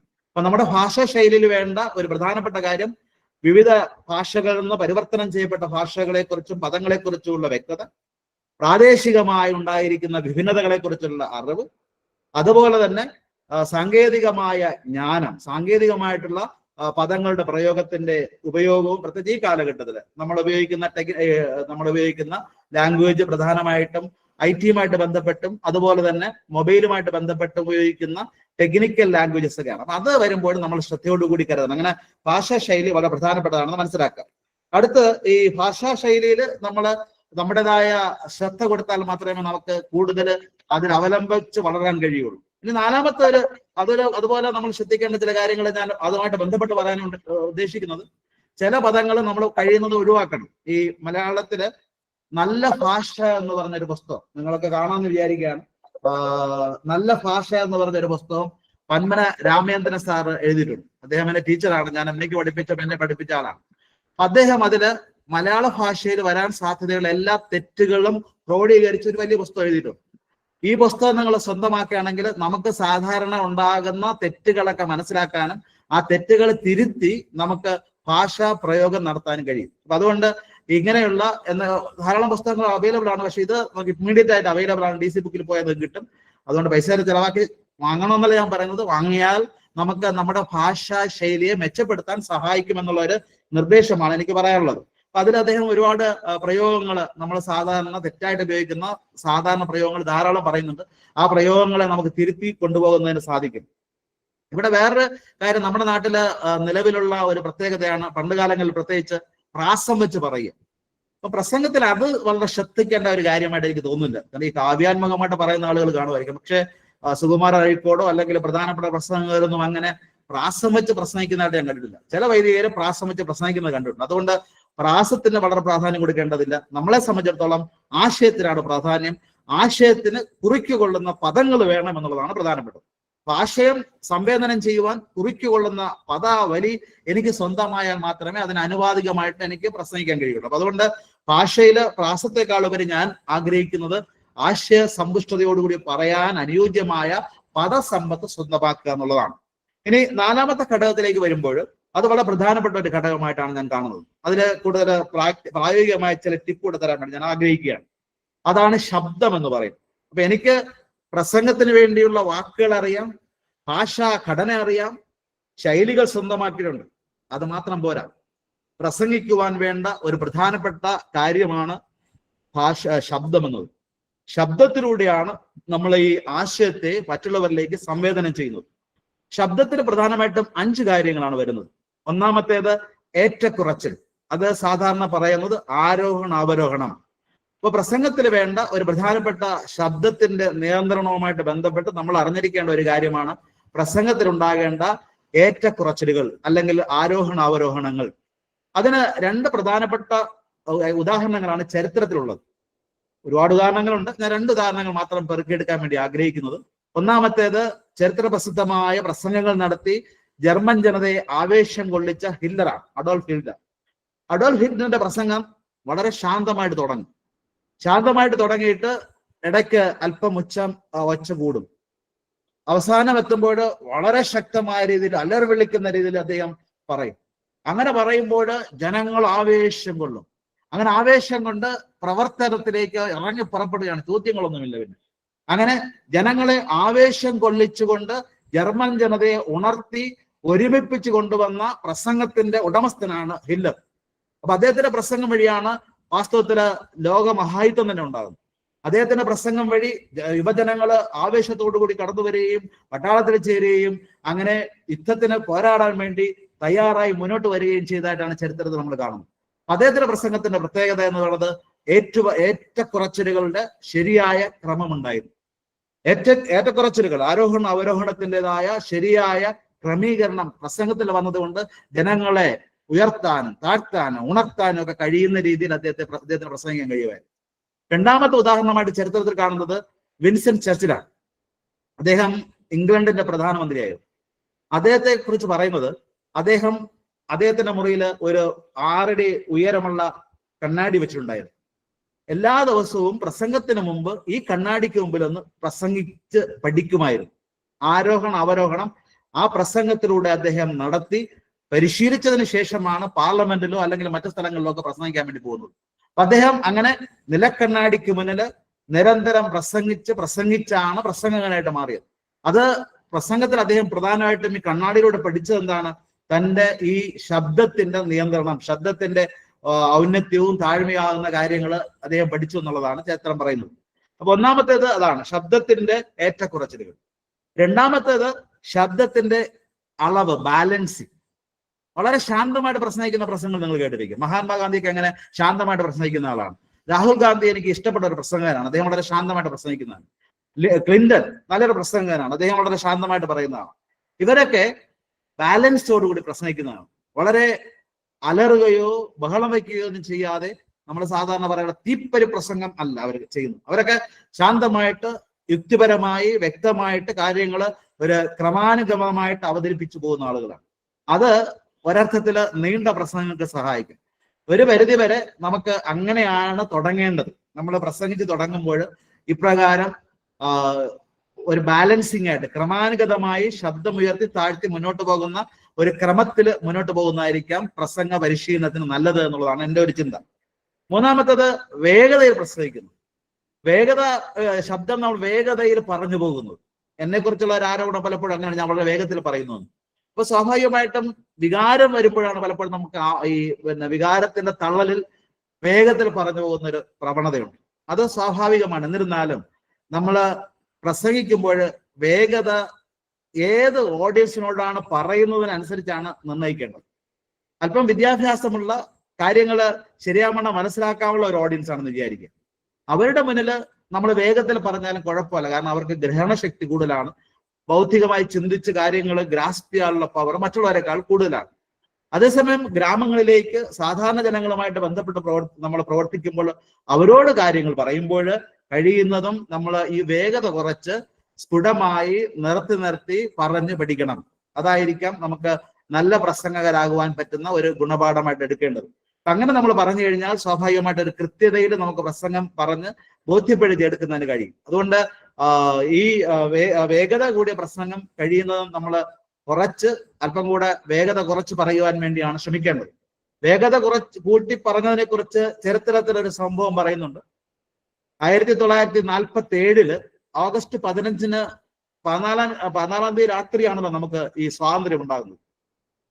ആ സ്വാതന്ത്ര്യത്തിന് മുന്നേ 11:30 ആകുമ്പോൾ 12 വരെ അല്ലെങ്കിൽ 11 മുതൽ 12 വരെ ആ സമയം എല്ലാ ലോകത്തോട് ചെയ്യുന്ന പ്രസംഗങ്ങളുടെ ഒരു സമയമായിരുന്നു. എന്നിട്ട് 12 മണിക്ക് ഈ പ്രസംഗം കഴിയുമ്പോൾ സ്വാതന്ത്ര്യം പ്രഖ്യാപിക്കപ്പെടും. അതായിരുന്നു തീരുമാനം. അതനുസരിച്ച് ആദ്യം പ്രസംഗിക്കാൻ വേണ്ടി വന്നത് രാജേന്ദ്ര പ്രസാദ് ആയിരുന്നു, അതിനുശേഷം നെഹ്റു ആയിരുന്നു, അതിനുശേഷം സർവേപ്പള്ളി രാധാകൃഷ്ണനായിരുന്നു. ഈ 3 പേരാണ് പ്രസംഗിക്കാൻ വേണ്ടി തീരുമാനിക്കപ്പെട്ടത്. ആദ്യം പ്രസംഗിക്കാൻ വന്ന രാജേന്ദ്ര പ്രസാദ് വളരെ തന്മയത്വത്തോടുകൂടി 10 മിനിറ്റ് പ്രസംഗിച്ചു. പിന്നീട് വന്ന നെഹ്റു ആണ് പ്രസംഗിച്ചത്. നെഹ്റു ആവേശത്തോടു കൂടി 10 മിനിറ്റിന്റെ പ്രസംഗം 5 മിനിറ്റ് കൊണ്ട് ഒതുക്കി. അങ്ങനെ 11:50 അവസാനിക്കേണ്ട പ്രസംഗം 40 കൂടി തീരുകയുണ്ടായി. പിന്നെ ഉള്ളത് നമ്മുടെ സർവേപ്പള്ളി രാധാകൃഷ്ണന്റെ പ്രസംഗമാണ്. അദ്ദേഹം പ്രസംഗിച്ച് തുടങ്ങി 10 മിനിറ്റ് കൊണ്ട് അദ്ദേഹം പ്രസംഗം തീർത്തു, 50 ആയി. ഇനി 10 മിനിറ്റ് ഉണ്ട്. അപ്പൊ എല്ലാവരും ഞങ്ങൾ ലോകം മുഴുവൻ ശ്രദ്ധിച്ചിരിക്കുകയാണ്. അപ്പൊ ഈ 10 മിനിറ്റ് വെറുതെ കളയണ്ട എന്ന് വിചാരിച്ച് അദ്ദേഹം തൽക്ഷണ പ്രസംഗം സ്പോണ്ടേനിയസ് ആയിട്ട് അങ്ങ് പ്രസംഗിച്ചു. ആ തൽക്ഷണ പ്രസംഗം വളരെ മനോഹരമായിട്ട് മാറി എന്നുള്ളതാണ് ചരിത്രം പറയുന്നത്. അപ്പൊ അത് ഞാൻ പറയാൻ ഉദ്ദേശിച്ചത്, ആവേശം കൂടുമ്പോൾ, വികാരം കൂടുമ്പോൾ 10 മിനിറ്റ് പറയാനുള്ള പ്രസംഗം നമ്മൾ ഒരു പക്ഷേ 5 മിനിറ്റ് കൊണ്ട് പറഞ്ഞു തീർന്നു എന്ന് വരും. അതുകൊണ്ട് ഈ ആവേശം എന്ന് പറയുന്നത് കുറച്ച് അല്പം കൂടെ വേഗത കുറച്ച് പറയുക എന്നുള്ളത് പ്രധാനപ്പെട്ടതാണ്. അഞ്ചാമത്തത് അലറിയുള്ള പ്രസംഗം. അത് രാഷ്ട്രീയക്കാർ ചെയ്യുന്ന ഒരു പ്രസംഗ ശൈലിയാണ്. അലറി വിളിച്ച് ഒച്ച വച്ചുള്ള പ്രസംഗം കഴിയുന്നതും ഒഴിവാക്കുന്നതാണ് നല്ലത്. കാരണം നമുക്ക് അധിക സമയം പ്രസംഗിക്കാൻ പറ്റത്തില്ല. അധിക സമയം പ്രസംഗിക്കാൻ പറ്റാത്തതിന് കാരണം നമ്മളെ സ്വനപേടകത്തിന് പ്രയാസം ഉണ്ടാകുന്നതെന്ന് മാത്രമല്ല, നമുക്ക് കുറെ കഴിയുമ്പോൾ ക്ഷീണമായിട്ട് മാറുന്നു. അത് ഭാവിയിൽ തന്നെ ദോഷം ചെയ്യുന്ന ഒരു കാരണമായിട്ട് മാറും. അതുകൊണ്ട് ഇപ്പോഴ് പ്രത്യേകിച്ച് പണ്ടൊക്കെ അത് ആവശ്യമായിരുന്നു. മൈക്കൊക്കെ കുറവായിരുന്നു, മൈക്കിന്റെ പ്രവർത്തനത്തിന്റെ സൂക്ഷ്മത കുറവായിരുന്നു. ഇന്ന് അങ്ങനെയല്ല, മൈക്ക് നമുക്ക് ഉണ്ട്. അതുകൊണ്ട് തന്നെ അത് വളരെ ശക്തമായ രീതിയിൽ പ്രതിധ്വനിക്കുന്നതിന് കാരണമായിട്ട് മാറും. അതുകൊണ്ട് നമ്മുടെ ശബ്ദ നിയന്ത്രണം വളരെ പ്രധാനപ്പെട്ടതായതുകൊണ്ട് ഈ അലറി വിളിച്ചുള്ള പ്രസംഗം നമ്മൾ ഒഴിവാക്കിയിട്ട് ആ രാഷ്ട്രീയ ശൈലിയൊക്കെ വിട്ടിട്ട് നമ്മൾ കാര്യമാത്ര പ്രസക്തമായ രീതിയിൽ കാര്യങ്ങൾ പറയുന്ന രീതിയിലായിരിക്കും പ്രസംഗങ്ങൾ പറയേണ്ടത്. അപ്പൊ ഈ 5 കാര്യങ്ങൾ നമ്മെ സംബന്ധിച്ചിടത്തോളം പ്രധാനപ്പെട്ടതാണ്. അപ്പം ഈ മൈക്കുമായിട്ട് ബന്ധപ്പെട്ട കാര്യങ്ങളുണ്ട്. മൈക്ക് നമ്മൾ അടുത്ത് പിടിക്കാതെ അല്പം അകലം വെച്ച്, മൈക്ക് വിഴുങ്ങാതെയും മൈക്ക് ദൂരെയാക്കാതെയും ആവശ്യത്തിന് ഡിസ്റ്റൻസ് കീപ്പ് ചെയ്തുകൊണ്ട് പറയണം എന്നുള്ളതിനെ കുറിച്ചുള്ള കാര്യവും, മൈക്ക് ഇരിക്കുന്ന സമയത്ത് അനാവശ്യമായിട്ട് ഒച്ച വെക്കാതിരിക്കുകയും ചെയ്യുന്ന കാര്യങ്ങളൊക്കെ നമ്മൾ ശ്രദ്ധിക്കേണ്ടതാണ്. അതൊക്കെ അതുമായിട്ട് ബന്ധപ്പെട്ട കാര്യങ്ങൾ ഞാൻ പിന്നീട് അവസരത്തിൽ പറയാം. ഇപ്പൊ ഞാൻ പറയാൻ വേണ്ടി ഉദ്ദേശിച്ചത് നമ്മുടെ ശബ്ദത്തെ കുറിച്ചാണ്. നമുക്ക് ഈ ശബ്ദം നിലനിർത്തുവാൻ ഉതകുന്ന രീതിയിലുള്ള ശബ്ദ ക്രമീകരണമാണ് പ്രസംഗത്തിന് ആവശ്യം. അതിനു വേണ്ട അവസാനത്തെ കാര്യമാണ് ഉച്ചാരണം. ഉച്ചാരണ ശക്തി വളരെ പ്രധാനപ്പെട്ടതാണ്. ഞാൻ കഴിഞ്ഞ ക്ലാസ്സിൽ പറഞ്ഞെന്ന് തോന്നുന്നു, നേതാക്കന്മാരെ വളരാൻ വേണ്ടി പല ആളുകളും അഭ്യസിപ്പിക്കുന്നത് നല്ല രീതിയിൽ ഉച്ചരിച്ച് പഠിക്കാൻ വേണ്ടിയാണ്, ഉച്ചരിച്ച് പഠിച്ച് പ്രസംഗിക്കാൻ വേണ്ടിയാണ്. ഉച്ചാരണ ശുദ്ധി വളരെ പ്രധാനപ്പെട്ടതാണ്. ഉച്ചാരണ ശുദ്ധി ഇല്ല എങ്കിൽ നമ്മുടെ പ്രസംഗത്തിന് ഒരിക്കലും സ്വീകാര്യത കിട്ടത്തില്ല. അപ്പൊ അതിന് ഉച്ചാരണ ശുദ്ധിയോടുകൂടി, ഉച്ചാരണ വൈകല്യമില്ലാതെ വ്യക്തമായും സ്ഫുടമായും കൃത്യമായും വാക്കുകൾ ഉപയോഗിക്കുവാൻ വേണ്ടിയുള്ള ഒരു രീതി നമ്മൾ അഭ്യസിച്ചെടുക്കണം. അതിന് സഹായിക്കുന്ന രീതിയിൽ എനിക്ക് ചില പ്രായോഗികമായ നിർദ്ദേശങ്ങൾ പറയാനുള്ളത്. അപ്പൊ ഉച്ചാരണ ശുദ്ധിയിൽ നമ്മൾ ശ്രദ്ധിക്കാതിരുന്ന, ഉദാഹരണമായിട്ട് മലയാള ഭാഷയിൽ 9, 80, 50 മൂന്നും ഒരുപോലെ ഇരിക്കും. അപ്പൊ ഞാൻ വ്യക്തമായിട്ട് പറഞ്ഞില്ലെങ്കിൽ 50 9 ആകാം, 9 80 ആകാം. അതിന്റെ ഒരു പ്രശ്നം അതാണ്. അപ്പൊ നമ്മൾ പറയുന്ന വാക്കുകളുടെ ഉച്ചാരണം കൃത്യമായിട്ടില്ല എങ്കിൽ നമുക്ക് പ്രശ്നങ്ങൾ ഉണ്ടാക്കാം. അപ്പൊ അതുകൊണ്ട് അടിസ്ഥാനപരമായിട്ട് നമ്മുടെ ഉച്ചാരണ ശുദ്ധി വളരെ പ്രധാനപ്പെട്ടതാണ്. അപ്പൊ ഞാൻ പറഞ്ഞു വരുന്ന കാര്യങ്ങൾ ക്രോഡീകരിക്കാൻ വേണ്ടി പരിശ്രമിക്കാം. ഈ പ്രസംഗം മെച്ചപ്പെടുവാൻ വേണ്ടിയുള്ള ചില കാര്യങ്ങളാണ് നമ്മൾ പറഞ്ഞുകൊണ്ടിരിക്കുന്നത്. ആദ്യം ഞാൻ പറഞ്ഞത്, ഒരു പ്രസംഗത്തിന്റെ അടിസ്ഥാന ഘടകമായിട്ടുള്ളത് വാക്കുകളാണ്. വാക്കുകളെ കുറിച്ച് വ്യക്തതയുണ്ടാകണം, അതിന്റെ അർത്ഥത്തെക്കുറിച്ച് മനസ്സിലാക്കണം. വാക്ക് ദൈവമാണ്. പ്രപഞ്ചവും ദൈവവും തമ്മിൽ കോർത്തിണക്കപ്പെടുന്നതാണ് വാക്ക്. കാരണം വാക്കുകളാണ് വാക്യങ്ങൾക്ക് രൂപം നൽകുന്നത്. അതുകൊണ്ട് വാക്കുകൾ ശ്രദ്ധയോടുകൂടി ഉപയോഗിക്കാൻ നമ്മൾ പഠിക്കണം. അത് പ്രസംഗത്തിന്റെ ആദ്യ ഘടകം ആണ്. രണ്ടാമത്തേത്, വാക്കുകൾ ചേരുന്ന ഘടന രൂപീകരിക്കുന്നത് ഭാഷയാണ്, ഭാഷാശാസ്ത്രമാണ്. ആ ഭാഷ തരുന്ന ചില രീതികളുണ്ട്, നിർദ്ദേശങ്ങളുണ്ട്. അതിനെയാണ് നമ്മൾ ഗ്രാമർ എന്ന് പറയുന്നത്. ആ ഗ്രാമർ ശരിയാവണ്ണം മനസ്സിലാക്കിയിട്ട് ശരിയായ രീതിയിൽ ഗ്രാമർ ഉപയോഗിക്കാൻ നമ്മൾ കുറച്ചൊക്കെ ശ്രമിക്കണം. പ്രത്യേകിച്ച് ഈ കാലഭേദം, ഭാവി, ഭൂതം, വർത്തമാനം, ഇതിനെക്കുറിച്ചുള്ള വ്യക്തത, അതുപോലെ തന്നെ ബഹുവചനവും ഏകവചനവും തമ്മിലുള്ള പൊരുത്തം, ഇതൊക്കെ വളരെ പ്രധാനപ്പെട്ടതാണ്. അപ്പൊ നമ്മൾ പറയുന്ന സമയത്ത് അവർ തമ്മിൽ പൊരുത്തം ഉണ്ടാകുന്നതൊക്കെ ആലോചിച്ച് പറഞ്ഞു പഠിക്കാൻ വേണ്ടി ശ്രമിക്കണം. അപ്പൊ അതാണ് ആദ്യം. രണ്ടാമത് പറഞ്ഞത്. മൂന്നാമത് ഞാൻ പറഞ്ഞത് ശൈലിയെ കുറിച്ചാണ്. ഓരോ പ്രദേശത്തിനും ശൈലികൾ വ്യത്യസ്തമായിട്ടുണ്ട്, അത് മനസ്സിലാക്കണം. അതുപോലെ തന്നെ നമുക്ക് അച്ചടി ഭാഷയിൽ ഉണ്ടാകുന്ന ശൈലി അവലംബിക്കുവാൻ വേണ്ടി നമ്മൾ പരിശ്രമിക്കണം. അങ്ങനെ വരുമ്പോൾ പ്രാദേശിക വകഭേദങ്ങളെ അതിജീവിച്ചുകൊണ്ട് ഒരു സ്റ്റാൻഡേർഡ് ഭാഷയിൽ പ്രസംഗം പറയുന്നതിന് നമ്മെ സഹായിക്കും. അത് കഴിഞ്ഞിട്ട് നാലാമത് പറഞ്ഞത് ശബ്ദത്തെ കുറിച്ചാണ്. ശബ്ദത്തിൽ പറഞ്ഞ പ്രധാനപ്പെട്ട കാര്യങ്ങൾ, ഒന്നാമത് ഞാൻ പറഞ്ഞ ഏറ്റക്കുറച്ചിലുകൾ ഉണ്ടാകണമെന്ന് പറഞ്ഞ് ശരിയായ രീതിയിൽ ആരോഹണ അവരോഹണ ക്രമം. രണ്ടാമത് ഒരു ബാലൻസ് ചെയ്ത് പറയാൻ നമ്മൾ പഠിക്കണം. മൂന്നാമത് വേഗത ക്രമപ്പെടുത്തി, അധിക വേഗത കൂടാതെ ക്രമപ്പെടുത്തി പറയാൻ വേണ്ടി പഠിക്കണം. നാലാമത് അതോടനുബന്ധിച്ച് അലറി വിളിച്ച് പറയുന്ന ശൈലി ഒഴിവാക്കണം. പിന്നെ പറഞ്ഞത് ഉച്ചാരണമാണ്. ഉച്ചാരണത്തിന് വ്യക്തത ഉണ്ടാകണം, കൃത്യത ഉണ്ടാകണം. ഇവയാണ് പ്രസംഗമായിട്ട് ബന്ധപ്പെട്ട് ആദ്യത്തെ ഈ മൊഡ്യൂളിന്റെ ഭാഗമായിട്ട് പറയാനുള്ളത്. അപ്പൊ അതുകൊണ്ട് ഈ കാര്യം, ഇനി ഒരു കാര്യം കൂടെ ഒന്ന് നമ്മൾ ഈ നേതൃത്വമായിട്ട് ബന്ധപ്പെട്ട് പോകുന്നതാണ്. നിങ്ങൾ അഭ്യസിക്കാൻ വേണ്ടി ഒന്ന് രണ്ട് ചിന്തകൾ ഞാൻ പറയുന്നത്. ഓരോ ദിവസവും പ്രശസ്തമായ പ്രസംഗങ്ങൾ പഠിക്കാൻ സഹായിക്കുന്ന രീതിയിൽ, പദസമ്പത്ത് വർദ്ധിക്കുവാൻ ഉതകുന്ന രീതിയിൽ ഏതെങ്കിലുമൊക്കെ ഒരു പുസ്തകം എടുത്ത്, മാർത്താണ്ഡവർമ്മ എന്ന് പറയുന്ന മനോഹരമായ ഒരു ക്ലാസിക്കൽ പുസ്തകമുണ്ട്. അത് മനോഹരമായ വാക്കുകളുടെ ഒരു കേദാരമാണെന്ന് പറയാം. അത് നിങ്ങൾ ഒരു പാരഗ്രാഫ് ആഴ്ചയൊരിക്കൽ കാണാതെ പഠിച്ചു കഴിഞ്ഞാൽ നല്ല പദസമ്പത്ത് മനസ്സിൽ അടിയുറയ്ക്കുന്നതിന് കാരണമായിട്ട് മാറും. അല്ലെങ്കിൽ ഏതെങ്കിലും മാസികകളുടെ മംഗളമല്ലല്ലോ, നമ്മുടെ മലയാളമോ മാതൃഭൂമി പോലുള്ള മാസികകളിൽ വരുന്ന ഏതെങ്കിലും സ്റ്റാൻഡേർഡുള്ള ലേഖനം ഒരു പാരഗ്രാഫ് ഒരു ദിവസം വായിക്കുക. ഇങ്ങനെ വായിക്കുമ്പോൾ നമ്മൾ അറിയാതെ ചില പദങ്ങൾ നമ്മുടെ മനസ്സിൽ ഹൃദിസ്ഥമാകും. ആ പദങ്ങൾ ആശയത്തിനനുസരിച്ച് നമുക്ക് പറഞ്ഞു വയ്ക്കാൻ പറ്റും. ഇല്ലെങ്കിൽ ആശയങ്ങളുടെ വാക്കുകൾ കിട്ടാതെ വരും. അപ്പൊ വാക്കുകൾ കിട്ടണമെങ്കിൽ വാക്കുകളുടെ ഒരു സമ്പത്ത് നമ്മൾ സ്വന്തമാക്കണം. അതുകൊണ്ട് ആദ്യം മുതൽ എനിക്കുള്ള ഒരു അഭ്യർത്ഥനയാണ്, ദിവസവും ഒരു പാരഗ്രാഫ് വെച്ച് വായിച്ച് നിങ്ങൾ ഇതിനോടൊപ്പം സഞ്ചരിക്കണം. രണ്ടാമത്, സംസാരിക്കുമ്പോൾ ഒരു വാക്യ രൂപത്തിൽ സംസാരിക്കണം. നീ തിരുവനന്തപുരത്ത് പോയോ? ഇല്ല എന്നല്ല മറുപടി. എനിക്ക് തിരുവനന്തപുരത്ത് ഇന്നലെ പോകാൻ കഴിഞ്ഞില്ല. ഇങ്ങനെ വാക്യരൂപത്തിൽ സംസാരിച്ച് പഠിക്കണം. അങ്ങനെ വാക്യരൂപത്തിൽ സംസാരിക്കുമ്പോഴാണ് നമ്മൾ വാഗ്മികളായിട്ട് മാറുന്നത്. ഇപ്പൊ ഒരു സമൂഹത്തിലെ ഒരു ഗ്രൂപ്പ് നമ്മൾ ഒരുമിച്ച് കൂടുമ്പോൾ ഇല്ല ഉണ്ട് എന്ന് പറയാതെ തലയാട്ടിയിട്ട് അങ്ങനെ ഉണ്ടോ ഇല്ല ഇങ്ങനെ, ഇതൊക്കെ ഒരു സ്റ്റാൻഡേർഡുള്ള സംസാര രീതിയല്ല. ഒരു കാരണവശാലും നമ്മൾ തലയാട്ടിയിട്ട് ഉത്തരം പറയരുത്. നേരെ ചൊവ്വേ ഒരു വാക്യരൂപത്തിൽ ഉത്തരം പറഞ്ഞ് പഠിക്കണം. അങ്ങനെ മാത്രമേ നമുക്ക് പറഞ്ഞ് വളരാൻ കഴിയുള്ളൂ. അപ്പൊ ഒരു സാഹചര്യം ഒരു ഗ്രൂപ്പിൽ വന്നു കഴിഞ്ഞാൽ നേതൃത്വം കൊടുക്കുവാൻ കഴിവുള്ളവൻ വാക്കുകൊണ്ട് സംസാരിക്കുന്നവനാണ്. അങ്ങനെ സംസാരിച്ച് നമുക്ക് വളരാൻ കഴിയണമെങ്കിൽ വാക്യരൂപങ്ങൾ പറഞ്ഞു പഠിക്കണം. വെറുതെ നിഷേധാത്മകമായിട്ട് തലയാട്ടുകയോ അതേ ഇല്ല എന്ന് പറയുകയോ ചെയ്തുകൊണ്ട് ശുഷ്കിക്കരുത്. മറിച്ച് വാക്യങ്ങൾ പറഞ്ഞ് അഭ്യസിക്കണം. അങ്ങനെ വാക്യങ്ങൾ പറഞ്ഞ് അഭ്യസിപ്പിക്കുക എന്നുള്ളതാണ് നമ്മുടെ ഒരു പ്രധാനപ്പെട്ട ലക്ഷ്യമായിട്ട് മാറേണ്ടത്.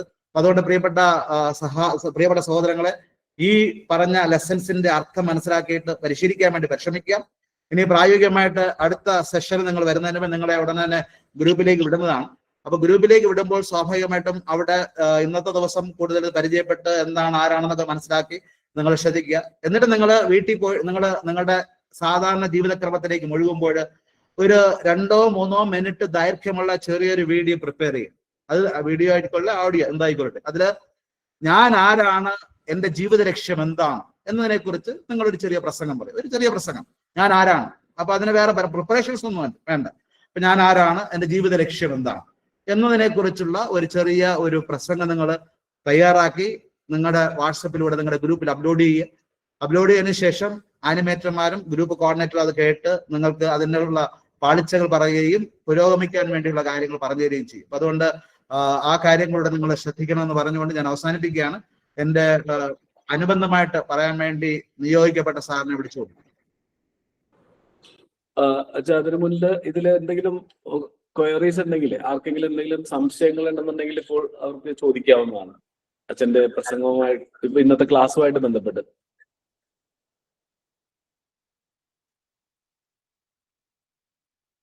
നമ്മൾ ഇന്ററാക്ഷൻ വളരെ ഇമ്പോർട്ടന്റ് ആണ്. നമ്മളെല്ലാവരും ലീഡേഴ്സായി മാറാനുള്ള ആളുകളാണ്, പ്രസംഗത്തില് നൈപുണ്യം നേടുവാനുള്ള ആളുകളാണ്. അപ്പൊ നമുക്ക് തീർച്ചയായിട്ടും നിങ്ങളെ ഇന്ററാക്ഷൻ പ്രതീക്ഷിക്കുന്നു.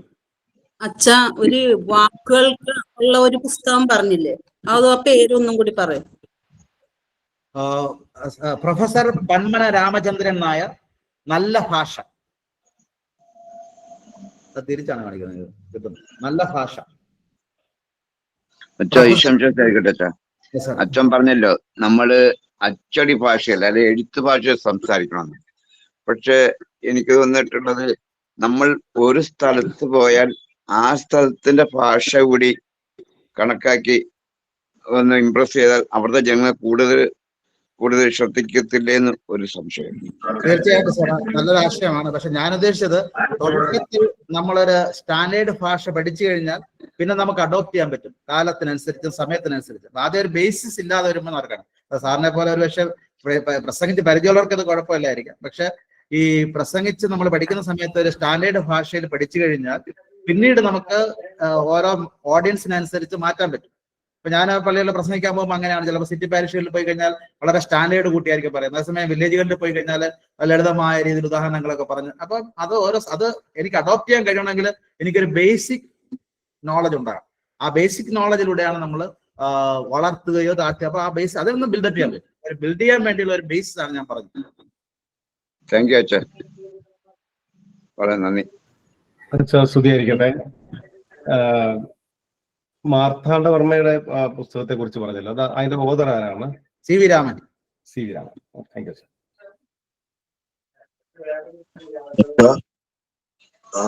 ഭാഷയെക്കുറിച്ചും വാക്കുകളെ കുറിച്ചും സംസാരിക്കുന്നുണ്ടായി. എനിക്ക് വാക്കുകൾ ഉപയോഗിക്കുമ്പോൾ ചിലപ്പോൾ നമുക്ക് ഇംഗ്ലീഷ് വാക്കുകൾ ഇടയ്ക്കേറി വരുന്നു.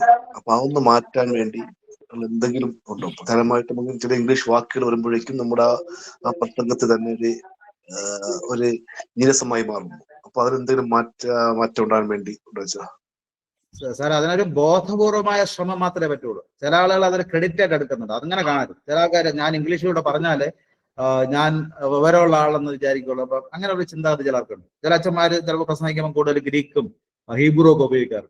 ഞാൻ എന്റെ സ്റ്റുഡൻസിന് അടുത്ത് പറയുന്നത്, ഒരു മലയാള ഓഡിയൻസിനോട് നിങ്ങൾ പ്രസംഗിക്കുന്നെങ്കിൽ ഭൂരിപക്ഷം വാക്കുകൾ മലയാളം തന്നെ ആയിരിക്കണം. കാരണം മലയാളത്തിന് അതിൻ്റെതായ തനിമയുണ്ട്. എൻ്റെ മാതൃഭാഷയിൽ സംസാരിക്കുമ്പോഴേ എനിക്കത് മനസ്സിലാകുവാൻ കഴിയുള്ളൂ, അമ്മയെ മനസ്സിലാകുന്നത് പോലെ. അപ്പൊ അതുകൊണ്ട് ഇങ്ങനെ ഒരു ശീലത്തിലേക്ക് വരാൻ പറ്റുമെന്ന് ചോദിച്ചാൽ, എനിക്ക് അങ്ങനെ ഒരു ശൈലി ഉണ്ടെങ്കിൽ ഞാൻ ബോധവാനാകണം. ഞാൻ പറയുന്ന സമയങ്ങളിൽ അത് അപ്പം കുറെ അതും ശ്രദ്ധയാണ്.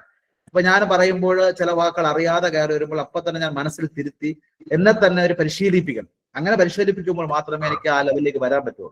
അപ്പൊ അതുകൊണ്ട് അതുപോലെ തന്നെ ചില വാക്കുകൾ നമുക്ക് കിട്ടത്തില്ല. വാക്കുകൾ കിട്ടാത്തതിന് കാരണം എന്താണ്? നമുക്ക് പദസമ്പത്ത് നമ്മുടെ മനസ്സിൽ പദസമ്പത്ത് സ്റ്റോർ ചെയ്യപ്പെട്ടിട്ടുണ്ട്. അതുകൊണ്ടാണ് നമ്മൾ എന്ത് ചെയ്യുന്നത്? എളുപ്പം കിട്ടുന്ന വാക്കാണ് ഇംഗ്ലീഷ്.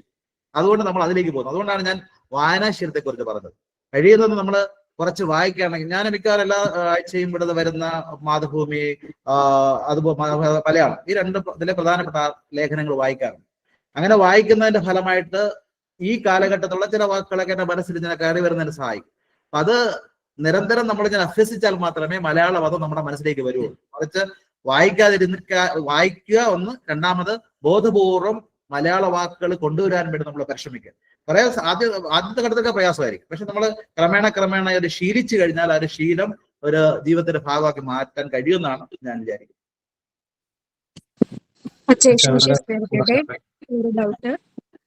നമ്മളിപ്പോ ഇതോട് കണക്ട് ചെയ്ത് ഞാൻ ചോദിക്കുകയാണ്, നമ്മളിപ്പോ എന്തെങ്കിലും ഒരു കാര്യം പറയുമ്പോഴേക്കും ഒരു കാര്യത്തെ കുറിച്ച് ആധികാരികമായിട്ട് സംസാരിക്കുമ്പോഴത്തേക്ക് നമുക്ക് എന്തെങ്കിലും കോഡ്സോ അല്ലെങ്കിൽ അതുമായിട്ട് റിലേറ്റഡ് ആയിട്ടുള്ള കാര്യങ്ങൾ മറ്റ് ലാംഗ്വേജുകളിൽ നമ്മളിങ്ങനെ മെൻഷൻ ചെയ്യുന്നത് കൊണ്ട് എന്തെങ്കിലും തെറ്റുണ്ടോ? മീൻസ് എന്തെങ്കിലും കോഡ്സ് ഒക്കെ നമ്മൾ ഇൻക്ലൂഡ് ചെയ്യുന്നത്, ഇപ്പം ഹിന്ദി, ഇംഗ്ലീഷ് എന്നൊക്കെ അനദർ ലാംഗ്വേജസ് നമ്മളിങ്ങനെ കേറ്റി പറയുന്നത് കൊണ്ട് ആ ഒരു ആധികാരികത കൂട്ടാനായിട്ട് അങ്ങനെ ഉപയോഗിക്കുന്നതിൽ തെറ്റുണ്ടോ? അത് നമ്മള് പറയുന്ന ഓഡിയൻസിനെ ആശ്രയിച്ചിരിക്കും. ഞാൻ ക്ലാസ് എടുക്കുകയാണെന്ന് വിചാരിക്കും, അല്ലെങ്കിൽ പ്രസംഗിക്കുന്നത് ഒരു ലൈറ്റ് ആയിട്ടുള്ള ഒരു ഓഡിയൻസിനാണ്. അവരെ സംബന്ധിച്ചിടത്തോളം ചില പദങ്ങൾ ആ ഭാഷയിൽ പറഞ്ഞാൽ, അല്ലെങ്കിൽ ചില വാക്യങ്ങൾ അതേപോലെ പറഞ്ഞാൽ അതിന്റെ അർത്ഥം പൂർണ്ണമായിട്ട് മനസ്സിലാക്കാൻ പറ്റുള്ളൂ. അപ്പൊ അങ്ങനെയുള്ള സന്ദർഭങ്ങളിൽ ഉപയോഗിക്കുന്നതിന് കുഴപ്പമില്ല. പക്ഷേ അതില് നമ്മുടെ പ്രസംഗം മുഴുവൻ അങ്ങനെ കൊട്ടേഷൻ പല ഭാഷകൾ പറഞ്ഞു പോയി കഴിഞ്ഞാൽ അതിന്റെ ഒരു സ്റ്റാൻഡേർഡ് നഷ്ടപ്പെടും. പ്രത്യേകിച്ച് പല ആളുകളൊക്കെ, നമ്മളെ കുട്ടികളൊക്കെ വിദേശത്തൊക്കെ പോയി പല ഇംഗ്ലീഷ് ഭാഷയും അതുപോലെ ഭാഷകളൊക്കെ പഠിച്ചിട്ടൊക്കെ വരുന്നവരാണ്. അതിനെ സംബന്ധിച്ചിടത്തോളം ഉച്ചാരണത്തിലൂടെയൊക്കെ പ്രശ്നമുണ്ട്. അപ്പൊ എനിക്ക് തോന്നുന്നത് ഓഡിയൻസ് അങ്ങനെയുള്ളവരാണെങ്കിൽ ഇടയ്ക്ക് ഒരു വാക്യം അതിന്റെ യഥാർത്ഥ ഭാഷയിൽ അർത്ഥപൂർണ്ണമായിട്ട് മനസ്സിലാക്കാൻ വേണ്ടി കോട്ട് ചെയ്യുന്നതിന് കോട്ട്, അതിന് നമ്മൾ കൊട്ടേഷൻ എന്നാണല്ലോ പറയുന്നത്. ഉദ്ധരണികൾ പറയുന്നു. ഉദ്ധരണികൾ പറയുന്നതിന് അത് നല്ലതാണ്, പറയുന്നൊന്നുമല്ല. എന്നിട്ട് ഉദ്ധരണി പറഞ്ഞിട്ട് വേണമെങ്കിൽ മലയാളത്തിലും പറയും. പക്ഷെ അതൊരു സ്ഥിരം ശൈലിയായിട്ട് മാറിക്കഴിഞ്ഞാൽ അത് അനീതികമായിട്ട്, പ്രത്യേകിച്ച് നമുക്കിപ്പോ 5 മിനിറ്റ് പ്രസംഗം കൊണ്ട് അല്ലെങ്കിൽ 10 മിനിറ്റ് പ്രസംഗം കൊണ്ട് ആ പ്രസംഗത്തിനുള്ളിൽ കുറെ ഇംഗ്ലീഷും കുറെ ഹിന്ദിയും ഒക്കെ പറഞ്ഞു കഴിഞ്ഞാൽ ആ ഒഴുക്ക് നഷ്ടപ്പെടുമെന്ന് മാത്രമല്ല, കേട്ട് നിൽക്കുന്നവർക്ക് തന്നെ ഒരു അരോചകമായിട്ട് മാറാൻ സാധ്യത. സ്റ്റാൻഡേർഡ് ഓഡിയൻസിൽ ഒരു ക്ലാസ്സുമായിട്ട് ബന്ധപ്പെട്ട ഒരു ആണ് എങ്കിൽ തീർച്ചയായിട്ടും അത് ഉപയോഗിക്കുന്നതിൽ തരക്കേടില്ല എന്നുള്ളതാണ് എന്റെ അച്ഛൻ കാര്യം. നമ്മുടെ പ്രസംഗ പരിശീലന ഗ്രൂപ്പില്ലേ, ഇതില് ചില കാര്യങ്ങൾ സംസാരിക്കുമ്പോ ഇംഗ്ലീഷ് വേർഡുകളാണ് പറയുന്നത്. അതൊന്നും മലയാളത്തിൽ തന്നെ സംസാരിച്ചാൽ കൊള്ളായിരുന്നു. അത് ഈ ഗ്രൂപ്പിലുള്ളവരെ ശ്രദ്ധിക്കുക, കഴിയുന്നത് മലയാളത്തിൽ തന്നെ കമന്റ്സ് ഇടാനും പറയാനും പഠിക്കുക. അത് നമ്മൾ ഒരു ശീലമാക്കി മാറ്റുക. കാരണം നമുക്ക് വേണ്ടത് മലയാള ഭാഷയാണ്. നമ്മൾ സംസാരിക്കുന്നതും സംവദിക്കുന്നതും മലയാളികളോടാണ്. അപ്പൊ ആ ഒരു രീതിയിൽ, കാരണം നമ്മുടെ പല കുട്ടികളൊക്കെ ഇംഗ്ലീഷ് മീഡിയത്തിലൂടെ പഠിച്ചതുകൊണ്ട് മലയാളം അറിഞ്ഞൂടെ ഇംഗ്ലീഷ് അറിഞ്ഞൂടെ, അങ്ങനത്തെ ഒരു വല്ലാത്ത പ്രതിസന്ധിയിലാണ് നമ്മുടെ മക്കൾ. അപ്പൊ അതുകൊണ്ട് അതൊന്ന് മനസ്സിലാക്കിയിട്ട് നമ്മൾ ലീഡേഴ്സ് എന്ന രീതിയിൽ മലയാളം സ്റ്റിക്ക് ഓൺ ചെയ്യണം എന്നുള്ളതാണ് ഒരു അഭ്യർത്ഥന. പക്ഷെ ഞാൻ പറയാൻ ഉദ്ദേശിച്ചത് തന്നെയായിരുന്നു, പറയാം. പുതിയ തലമുറയ്ക്ക് ചില മലയാള പദങ്ങൾ മനസ്സിലാകത്തില്ല. അപ്പൊ അങ്ങനെയുള്ളപ്പോൾ ഇത് രണ്ടും ഇംഗ്ലീഷും കൂടി ഒന്ന് ചേർത്ത് പറയുന്നത് ഉചിതമായിരിക്കും എന്നാണ് പറയാൻ ഉദ്ദേശിച്ചത്. ഇംഗ്ലീഷ് വാക്ക് പറയുന്നതോടൊപ്പം തന്നെ അതിന്റെ മലയാളം കൂടി പറഞ്ഞാൽ ഉപകാരപ്പെടും. അതെ.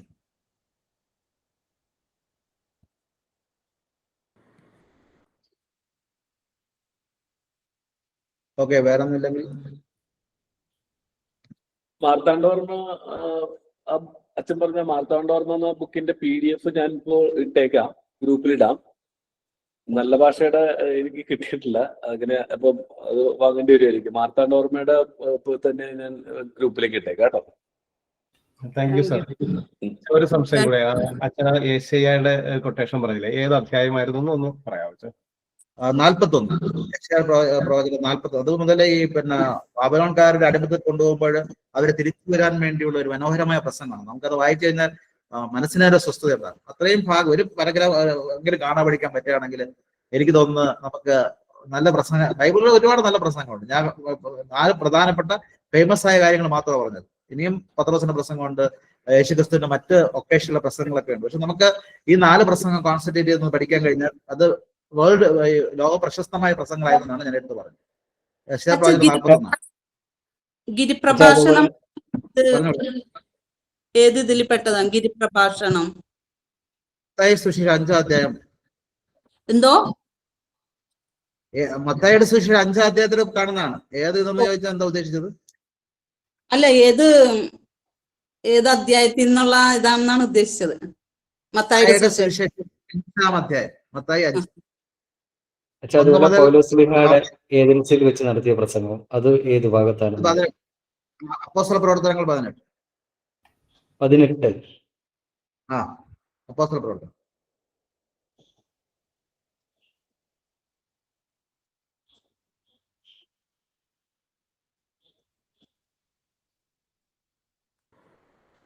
ഇനി സംശയങ്ങൾ ഉള്ള ആളുകൾക്ക് ചോദിക്കാം. അൺമ്യൂട്ട് ചെയ്തിട്ട് ചോദിച്ചാൽ മതി. അൺമ്യൂട്ട് ചെയ്യാൻ മറക്കരുത്.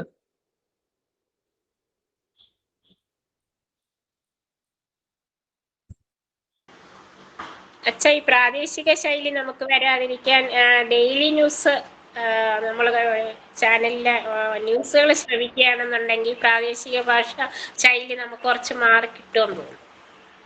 കിട്ടുമായിരിക്കും. പക്ഷെ ന്യൂസൊക്കെ മിക്കവാറും തെറ്റൊക്കെയാ പറയണത്. ന്യൂസ് റീഡേഴ്സ് ഒക്കെ അത്ര പോരാ. എനിക്കറിയില്ല, ഞാൻ സ്ഥിര കേൾക്കുന്ന ആളല്ല. പല ന്യൂസ് റീഡേഴ്സും അവരുടെ ഉച്ചാരണവും അവരുടെ ശൈലിയും അത്ര പോരാ. എനിക്കിറങ്ങി സ്കൂൾ പഠനം കഴിഞ്ഞ് വരുന്ന പിള്ളേരൊക്കെയാണല്ലോ ഉള്ളത്. അപ്പൊ അത്രയും ബെറ്ററാണ്.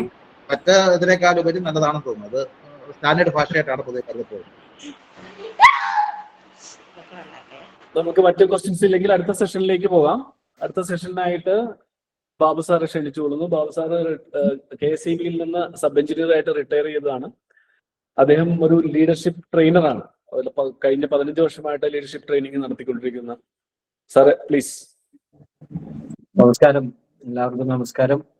വളരെ മനോഹരമായ അച്ഛൻ്റെ സെഷൻ കഴിഞ്ഞു. അതിനെക്കുറിച്ചുള്ള സംശയ നിവാരണങ്ങളും കഴിഞ്ഞു. അപ്പൊ അതിനോട് അനുബന്ധമായിട്ട് ചില കാര്യങ്ങൾ പറഞ്ഞ് ഈ സെഷൻ അവസാനിപ്പിക്കാം എന്നാണ് ഞാൻ ഉദ്ദേശിക്കുന്നത്. അച്ഛൻ പറഞ്ഞത് നമ്മളൊക്കെ നോട്ട് ചെയ്ത് വെച്ചിട്ടുണ്ടാവും എന്ന് ഞാൻ വിചാരിക്കാം. നമ്മളെ ഈ സെഷൻസ് നടക്കുന്ന സമയത്ത് ഓരോ സെഷനും കഴിയുമ്പോൾ നമ്മളത് മനസ്സിലെഴുതാതെ എവിടെയെങ്കിലും ഒന്ന് നോട്ട് ചെയ്ത് വെക്കുന്നത് വളരെ നന്നായിരിക്കും. ഒരുപാട് വലിയ കാര്യങ്ങളൊന്നും അല്ല പറയുന്നതെങ്കിലും ബേസിക് ആയിട്ടുള്ള കാര്യങ്ങൾ അല്ല, അടിത്തറയിൽ നിന്നാണല്ലോ ഒരു 4 നിലയോ 5 നിലയോ 50 നിലയോ ഒക്കെ ഉള്ള കെട്ടിടങ്ങൾ പടുത്തുയർത്തുന്നത്. അപ്പൊ ഈ അടിത്തറ ഇടുക എന്ന് പറയുന്നത് വളരെ പ്രധാനപ്പെട്ട കാര്യമാണ്. ഒരുപക്ഷെ നമ്മൾ കൂടുതൽ സംസാരിക്കുന്ന ആളുകളായിരിക്കുമെങ്കിലും പല സ്ഥലത്തും നമ്മൾ പ്രസംഗിക്കുന്ന ആളുകളായിരിക്കുമെങ്കിലും ഈ അടിത്തറകളെ കുറിച്ചൊന്ന് ആ ഘട്ടത്തിൽ പോലും ബോധവാന്മാരാകുന്നത് നല്ലതാണ് എന്നൊരു അഭിപ്രായം എനിക്കുണ്ട്. കാരണം ദീർഘമായി പ്രസംഗിക്കുക, ഒരുപാട് വലിയ വാക്കുകൾ ഉപയോഗിച്ച് പ്രസംഗിക്കുക എന്നതിനപ്പുറത്ത് നമ്മളെ ഓഡിയൻസിന് മനസ്സിലാകുന്ന ഭാഷയിൽ നോ യുവർ ഓഡിയൻസ് എന്ന് പറയും, ആരോടാണ് നമ്മൾ സംസാരിക്കുന്നത് എന്നതിനെ കുറിച്ച് ബോധ്യപ്പെട്ടുകൊണ്ട് അവരുടെ ഭാഷയ്ക്ക് അനുസരിച്ച് സംസാരിക്കുക എന്ന് പറയുന്നത് ഒരു അടിസ്ഥാന കാര്യമാണ്. കേൾക്കാവോ എന്നെ? ജസ്റ്റ് ഒരു കോൾ വന്നു. കേൾക്കാം. ഓക്കെ. അപ്പോ അതാണ് വളരെ അച്ഛൻ പറഞ്ഞത്, വാക്കുകളുടെ വൊക്കാബുലറി എന്ന് പറയുന്ന വളരെ ഇമ്പോർട്ടന്റ് ആയിട്ടുള്ള കാര്യം. അതും കഴിയുന്നത്ര മലയാള ഭാഷയിൽ തന്നെ ഉപയോഗിക്കുക. മലയാള ഭാഷയെ ആണ് നമ്മൾ പ്രൊമോട്ട് ചെയ്യുന്നത്. നമ്മൾ സംസാരിക്കുന്നത് മലയാളികളോടാണെങ്കിൽ കഴിയുന്നതും മലയാള ഭാഷ ഉപയോഗിക്കുക. അതിന്റെ ഇടയിൽ 2-3 ക്വസ്റ്റ്യൻസ് വന്നു. എന്താണ് ഈ ഇംഗ്ലീഷ് അല്ലെങ്കിൽ മറ്റു ഭാഷകൾ ഉപയോഗിച്ചാലുള്ള കുഴപ്പമൊന്നുമില്ല. അത് ഓഡിയൻസിനനുസരിച്ച് വേണമെങ്കിൽ നമുക്ക് ചില വാക്കുകളൊക്കെ അല്ല ടെക്നിക്കൽ ടേംസ്, അച്ഛൻ തന്നെ പറഞ്ഞു, ടെക്നിക്കൽ ടേംസ് ഒക്കെ നമുക്ക് മലയാളത്തിൽ ഇപ്പൊ സ്വിച്ചിന് നമ്മൾ മലയാളം പോയി കഴിഞ്ഞാൽ ആകെ കുഴഞ്ഞു പോകും. അത്തരത്തിലുള്ള ഇതൊക്കെ നമുക്ക് ഉപയോഗിക്കാമെങ്കിൽ കഴിയുന്നതും മലയാള ഭാഷ തന്നെ ഉപയോഗിക്കണം എന്നാണ് അച്ഛൻ ഉദ്ദേശിച്ചത്. അപ്പൊ അത് ഒരു ബേസ് ആയിട്ട് നമ്മൾ എടുക്കുകയും അതുപോലെ അച്ചടി ഭാഷ സംസാരിക്കാൻ ശ്രമിക്കുക എന്ന് പറയുന്നു. ഇപ്പൊ ഒരു സുഹൃത്ത് ചോദിച്ചു, ഒരു കൊളോക്കിയൽ ലാംഗ്വേജിൽ ഓരോ സ്ഥലത്ത് ചെല്ലുമ്പോൾ അവിടുത്തെ ലാംഗ്വേജിൽ സംസാരിക്കുന്നത് നല്ലതല്ലേ? തീർച്ചയായും നല്ലതാണ്. അത് അച്ഛനിപ്പോ നമ്മളൊരു ബേസിക് കോഴ്സ് ആയതുകൊണ്ടാണ് നമ്മളുടെ ഭാഷ ശുദ്ധീകരിക്കുക എന്ന് പറയുന്ന വളരെ പ്രധാനപ്പെട്ട ഒരു കാര്യത്തെ കുറിച്ച് പറഞ്ഞത്. നമ്മൾ ബൈ പ്രാക്ടീസ് ആയി കഴിഞ്ഞ് നമ്മൾ നമ്മളുടെ ഭാഷയിൽ കറക്റ്റായി പ്രസംഗിക്കാൻ പഠിച്ചതിന് ശേഷം നമ്മൾ ചെല്ലുന്ന ഓഡിയൻസിനനുസരിച്ച് ഭാഷയിൽ ചെറിയ മാറ്റങ്ങൾ, അവിടുത്തെ കൊളോക്കിയൽ ലാംഗ്വേജ് സംസാരിക്കുന്നതിൽ തെറ്റൊന്നുമില്ല. അത് ആ ഒരു ഘട്ടത്തിൽ നമുക്ക് അങ്ങനെ മാറാം. തുടക്കക്കാരെ ഉദ്ദേശിച്ചാണ് നമ്മൾ ഈ ബേസിക് സെഷൻസ് ചെയ്യുന്നത് എന്നതുകൊണ്ട് മലയാള ഭാഷ തന്നെ കറക്റ്റ് ആയിട്ടുള്ള ഉച്ചാരണ ഭാഷ തന്നെ ഉപയോഗിക്കുക എന്നുള്ളത്, അതുപോലെ അതിന്റെ ഗ്രാമറിനെ കുറിച്ച് ശ്രദ്ധിക്കണം എന്നൊക്കെയാണ് അച്ഛൻ പറഞ്ഞത്. പിന്നെ നമ്മളുടെ ഒരു ധാരണ, പലരുടെയും ഒരു ധാരണ എന്ന് വെച്ചാൽ കട്ടിയുള്ള വാക്കുകൾ സംസാരിക്കുന്നവനെ ഒരു പണ്ഡിതനായിട്ട് കണക്കാക്കും. അല്ലെങ്കിൽ എന്താ പറയാ, ആരും കേൾക്കാത്ത വാക്കുകൾ എവിടുന്നെങ്കിലുമൊക്കെ തപ്പിയെടുത്ത് ഒരു 10 വാക്കെങ്കിലും പ്രസംഗത്തിൽ ഉൾപ്പെടുത്തുക എന്ന് പറയുന്ന ഒരു ശൈലിയൊക്കെ, അത് നമ്മളുടെ എന്താ പറയുക, ഞാനൊരു വലിയ പ്രാസംഗികനാണ് എന്ന് കാണിക്കാൻ വേണ്ടി ചെയ്യുന്ന ചിലരുണ്ട്. അതിനപ്പുറത്ത് ഈ പ്രസംഗത്തിനൊരു പ്രിൻസിപ്പിൾ ഉണ്ട്. കിസ് എന്നാണ് പറയുക, KISS, kiss, keep it short and simple എന്ന് പറയും. Keep it short and simple. ഒരുപാട് കാര്യങ്ങൾ സുദീർഘമായി സംസാരിക്കുന്നതിനും ഒരുപാട് വലിയ വാക്കുകൾ ഉപയോഗിക്കുന്നതിനപ്പുറം നമ്മളുടെ ഓഡിയൻസിന് മനസ്സിലാകുന്ന സിമ്പിൾ ആയിട്ടുള്ള വാക്കുകൾ ഉപയോഗിച്ച് ഷോർട്ടായിട്ട് മെസ്സേജ് കൊടുക്കുക എന്ന് പറയുന്നത് വളരെ പ്രധാനപ്പെട്ട ഒരു കാര്യമാണ്. അപ്പൊ ഞാൻ ഇതിനകത്ത് അനുബന്ധമായിട്ട് കൂട്ടിച്ചേർക്കുന്ന ആ ഒരു കാര്യമാണ്, നമ്മൾ പ്രസംഗിക്കുമ്പോൾ keep it short and simple. ആ രീതിയിൽ നമ്മൾ നമ്മളെ പ്രസംഗങ്ങൾ ചിട്ടപ്പെടുത്തുക. ഒരു തുടക്കക്കാരൻ എന്നുള്ള നിലയിൽ ഇപ്പൊ എല്ലാ പ്രാസംഗികരും തുടക്കക്കാരായിരുന്നു. എല്ലാ വലിയ പ്രാസംഗികരും തുടക്കത്തിൽ ഒരു പ്രസംഗം വളരെ ഫ്ലോപ്പായിട്ട് ചെയ്തിട്ടുള്ള ആളുകളാണ്. നമ്മളൊക്കെ പ്രസംഗിക്കുമ്പോൾ പ്രസംഗിക്കാൻ പോകുന്ന വിഷയമല്ല ചിലപ്പോൾ സംസാരിച്ചിട്ട് വന്നിട്ടുള്ളത് പണ്ടൊക്കെ. വിഷയത്തിൽ ഊന്നിക്കൊണ്ട് ആ വിഷയം വളരെ സിമ്പിൾ ആയിട്ട് മെസ്സേജ് ആയിട്ട് ഒരു ബോഡി ഉണ്ടാക്കി ചെയ്യുക. അത് കൃത്യമായി എഴുതി തയ്യാറാക്കുക. ഇൻട്രൊഡക്ഷൻ എന്ത്, മെസ്സേജ് എന്ത്, കൺക്ലൂഷൻ എന്ത്, കൃത്യമായിട്ടുള്ള ഒരു ബോഡി തയ്യാറാക്കി എഴുതി തയ്യാറാക്കിയിട്ട് അത് പഠിച്ചോ അല്ലെങ്കിൽ അത് മനസ്സിൽ ഇരുത്തിയോ സംസാരിക്കുക എന്നുള്ളത് വളരെ പ്രധാനപ്പെട്ട കാര്യം. എഴുതി തന്നെ പ്രസംഗങ്ങൾ തയ്യാറാക്കി സംസാരിച്ചു തുടങ്ങുക എന്നത് വളരെ പ്രധാനപ്പെട്ടതാണ്. കുറച്ച് കഴിയുമ്പോൾ നമുക്കിതൊന്നും ആവശ്യമില്ല. നമ്മളൊരു വിഷയത്തെക്കുറിച്ച് നമ്മൾ വായിച്ച് അതിന്റെ ഒരു ബോഡി മനസ്സിലുണ്ടാക്കി അത് നമുക്ക് സംസാരിക്കാൻ കഴിയും. പക്ഷെ തുടക്കത്തിൽ നമ്മൾ എപ്പോഴും എഴുതി തയ്യാറാക്കുന്ന ഒരു സ്ട്രക്ചർ വെച്ച് പ്രസംഗിക്കുമ്പോൾ ആ പ്രസംഗത്തിൻ്റെതായ ഒരു സ്ട്രക്ചർ ഉണ്ടാവും, ഒരു ബോഡി ഉണ്ടാവും. തല മാത്രം ഉണ്ടാവുകയും കാല് മാത്രം ഉണ്ടാവുകയും നടുക്കഷ്ണം ഇല്ലാതിരിക്കുകയും ചെയ്യുന്ന അവസ്ഥ പല പ്രസംഗങ്ങളിലുണ്ട്. അപ്പൊ അങ്ങനത്തെ ഒരു അവസ്ഥ ഇല്ലാതിരിക്കാൻ വേണ്ടി എഴുതി തയ്യാറാക്കിയിട്ട് കൃത്യമായി നമ്മളുടെ ബേസിക് അനുസരിച്ച് അച്ഛൻ ഓരോ ക്ലാസ്സിലും പറഞ്ഞു തരുന്ന ബേസിക് അനുസരിച്ച് പ്രസംഗങ്ങൾ തയ്യാറാക്കി അത് ഷോർട്ടായിട്ട് സിമ്പിളായിട്ട് keep it short and simple ആയിട്ട് പ്രസന്റ് ചെയ്യുക എന്നുള്ളത് മാത്രമാണ് ഞാൻ ഇതിനകത്ത് കൂട്ടിച്ചേർക്കുന്നത്. പിന്നെ നമ്മളുടെ ഗ്രൂപ്പിനെ കുറിച്ച് പറയാം. നമ്മളുടെ ഇപ്പൊ നേരത്തെ നമ്മൾ കമ്മ്യൂണിക്കേറ്റ് ചെയ്തിരുന്ന ഗ്രൂപ്പ് അതുപോലെ തന്നെ നിലനിൽക്കുന്നുണ്ട്. ആ ഗ്രൂപ്പ് നിലനിൽക്കുന്നതോടൊപ്പം തന്നെ നമ്മൾ ഒരു 17 ആനിമേറ്റേഴ്സ് ഗ്രൂപ്പുകൾ തയ്യാറാക്കിയിട്ടുണ്ട്. 17 ആനിമേറ്റേഴ്സ് ഗ്രൂപ്പുകളുണ്ട്. ഈ ഗ്രൂപ്പുകളുടെ പ്രത്യേകത എന്താന്ന് പറഞ്ഞാൽ ഒരു 20ഓളം അംഗങ്ങളുള്ള ഷോർട്ട് ഗ്രൂപ്പുകളായിരിക്കും. ഈ 20ഓളം അംഗങ്ങളുള്ള ഷോർട്ട് ഗ്രൂപ്പിന് ഒരു ആനിമേറ്റർ ഉണ്ടാവും, ഒരു കോർഡിനേറ്റർ ഉണ്ടാവും. ഈ നമ്മൾക്ക് വീക്കിലി അച്ഛന്റെ സെഷൻസ് കഴിഞ്ഞിട്ട് നമുക്കൊരു അസൈൻമെന്റ് ഉണ്ടാവും. അപ്പൊ ഇന്ന് അച്ഛൻ പറഞ്ഞു നമ്മൾ ആരാണ്, നമ്മൾ എന്ത് ചെയ്യുന്നു, ഞാൻ ആരാണ്, ഞാൻ എന്ത് ചെയ്യുന്നു എന്നതിനെ കുറിച്ച് ഒരു ഷോർട്ട് വീഡിയോയോ വോയിസോ അയക്കണമെന്ന് പറയും. ഈ വോയിസ് അയക്കേണ്ടത് നിങ്ങൾ ഏത് ആനിമേറ്റർ ഗ്രൂപ്പിലാണോ ഉൾപ്പെട്ടിരിക്കുന്നത് ആ ഗ്രൂപ്പിലേക്കാണ്, മെയിൻ ഗ്രൂപ്പിലേക്കല്ല. നമ്മളിപ്പോ കമ്മ്യൂണിക്കേറ്റ് ചെയ്യുന്ന മെയിൻ ഗ്രൂപ്പിലേക്കല്ല, മറിച്ച് നിങ്ങൾ ഉൾപ്പെടുത്തിക്കൊണ്ടുണ്ടാക്കുന്ന ആനിമേറ്റർ ഗ്രൂപ്പിലേക്കാണ് ഈ ഷോർട്ട് വീഡിയോ അയക്കേണ്ടത്. കഴിയുന്നതും വീഡിയോ തന്നെ ആകുന്നതാണ് നല്ലത്. വാക്കുകൾ മാത്രമല്ല, നമ്മളുടെ ഫേസ് എക്സ്പ്രഷനും ബോഡി ലാംഗ്വേജും ഒക്കെ അതിൽ പ്രധാനപ്പെട്ടതായതുകൊണ്ട് വിലയിരുത്തുമ്പോൾ അതുകൂടി നമുക്ക് കറക്റ്റ് ചെയ്തു പോകാൻ കഴിയും. ഇവിടെ നമ്മൾ ചെയ്യുന്നത് നിങ്ങളുടെ ആ വോയിസ് അല്ലെങ്കിൽ നിങ്ങളുടെ വീഡിയോ കാണുകയും ഓരോ ആനിമേറ്ററും അത് കാണും, എല്ലാ വീഡിയോസും കാണും, ആ വീഡിയോസിനെ വിലയിരുത്തും, എന്നിട്ട് നിങ്ങൾക്കുള്ള അപ്രിസിയേഷനും അതേപോലെ തന്നെ കറക്ഷൻസും ആ ഗ്രൂപ്പിൽ പറഞ്ഞു തരും. അത് കറക്റ്റ് ചെയ്യുക. എന്തെങ്കിലും ഡൗട്ട് ഉണ്ടെങ്കിൽ ആ ഗ്രൂപ്പിൽ കമ്മ്യൂണിക്കേറ്റ് ചെയ്യുക. എന്താണ് ശ്രദ്ധിക്കേണ്ടതെന്ന് ഡയറക്റ്റ് കമ്മ്യൂണിക്കേറ്റ് ചെയ്യുന്നെങ്കിൽ കമ്മ്യൂണിക്കേറ്റ് ചെയ്യുക. ഓരോ ആനിമേറ്ററുടെയും ആ ഇഷ്ടത്തിനനുസരിച്ച് അദ്ദേഹം പറയുന്ന സമയത്ത് പേഴ്സണൽ കമ്മ്യൂണിക്കേഷൻ നടത്തുന്നതിൽ അദ്ദേഹത്തിന് താല്പര്യം ഉണ്ടെങ്കിൽ അത് ചെയ്യാവുന്നതാണ്. അത് ആ ഗ്രൂപ്പിൽ നിങ്ങൾ വരുമ്പോൾ അതങ്ങനെ പറയും. ആനിമേറ്റഡ് ഗ്രൂപ്പ് എങ്ങനെ അറിയാൻ കഴിയും എന്നൊരു ചോദ്യം വന്നിട്ടുണ്ട്. നിങ്ങളെ ചേർത്തിട്ടുള്ള ഗ്രൂപ്പ്, വാട്സപ്പ് ഗ്രൂപ്പ് ക്രിയേറ്റ് ചെയ്യുമ്പോൾ ഒരു പുതിയ ഗ്രൂപ്പ് നിങ്ങൾക്ക് നിങ്ങളുടെ വാട്സപ്പിൽ കാണാൻ കഴിയുമല്ലോ, അല്ലെങ്കിൽ അതിൻ്റെ ഒരു ഇൻവിറ്റേഷൻ കിട്ടും. അപ്പോൾ അതനുസരിച്ച് ആ ഗ്രൂപ്പിൽ ജോയിൻ ചെയ്യുക. ആ ഗ്രൂപ്പിൽ ജോയിൻ ചെയ്തിട്ട് നമ്മൾ ആ ഗ്രൂപ്പിലാണ് പിന്നീട് കമ്മ്യൂണിക്കേഷൻ കമ്മ്യൂണിക്കേഷൻ എന്ന് പറഞ്ഞാൽ അസൈൻമെന്റ്സ് ചെയ്തു പോകുന്നത്. നമ്മളുടെ പഴയ ഗ്രൂപ്പ് അതുപോലെ തന്നെ നിലനിൽക്കും. പൊതുവായിട്ടുള്ള നിങ്ങളുടെ സംശയങ്ങളും ഗ്രൂപ്പിനെ കുറിച്ചോ സെഷൻസിനെ കുറിച്ചുള്ള സംശയങ്ങളോ ഈ 2 ഗ്രൂപ്പിലും നിങ്ങൾക്ക് കമ്മ്യൂണിക്കേറ്റ് ചെയ്യാം. പക്ഷെ അസൈൻമെന്റ്സ് കമ്മ്യൂണിക്കേറ്റ് ചെയ്യുന്നത്, അസൈൻമെന്റ്സ് ഇടുന്നതും നമ്മളുടെ ഈ ഗ്രൂപ്പിലായിരിക്കും. അതിൽ നമുക്ക് ഒരു സിസ്റ്റർ കോർഡിനേറ്റർ ഉണ്ടാവും, അതുപോലെ തന്നെ ഒരു ആനിമേറ്ററും ഉണ്ടാവും. ആനിമേറ്റേഴ്സ് ഗ്രൂപ്പുകൾ ഓൾറെഡി റെഡിയാണ്. 17 ഗ്രൂപ്പുകൾ തയ്യാറായിട്ടുണ്ട്. ആ ഗ്രൂപ്പുകളുടെ ലിങ്കോ ആ ഗ്രൂപ്പുകൾ ഏതാണെന്നുള്ളതോ നിങ്ങൾക്ക് നിങ്ങളുടെ ഫോണിൽ ഉടനെ തന്നെ ലഭിക്കും. അപ്പൊ ഇത് ചെയ്യുന്നത് നമ്മളുടെ സെഷൻ വെള്ളിയാഴ്ച ആയതുകൊണ്ട് ഒരു മാക്സിമം ചൊവ്വാഴ്ച വൈകുന്നേരത്തോടു കൂടി നിങ്ങളുടെ അസൈൻമെന്റ്സ് കംപ്ലീറ്റ് ചെയ്താൽ ആനിമേറ്റേഴ്സിന് കുറച്ച് എളുപ്പമായിരിക്കും അത് അപഗ്രഥനം ചെയ്യാനും അതുപോലെ തന്നെ അതിനെക്കുറിച്ച് പഠിച്ചിട്ട് നിങ്ങളുമായിട്ട് കമ്മ്യൂണിക്കേറ്റ് ചെയ്യാനും.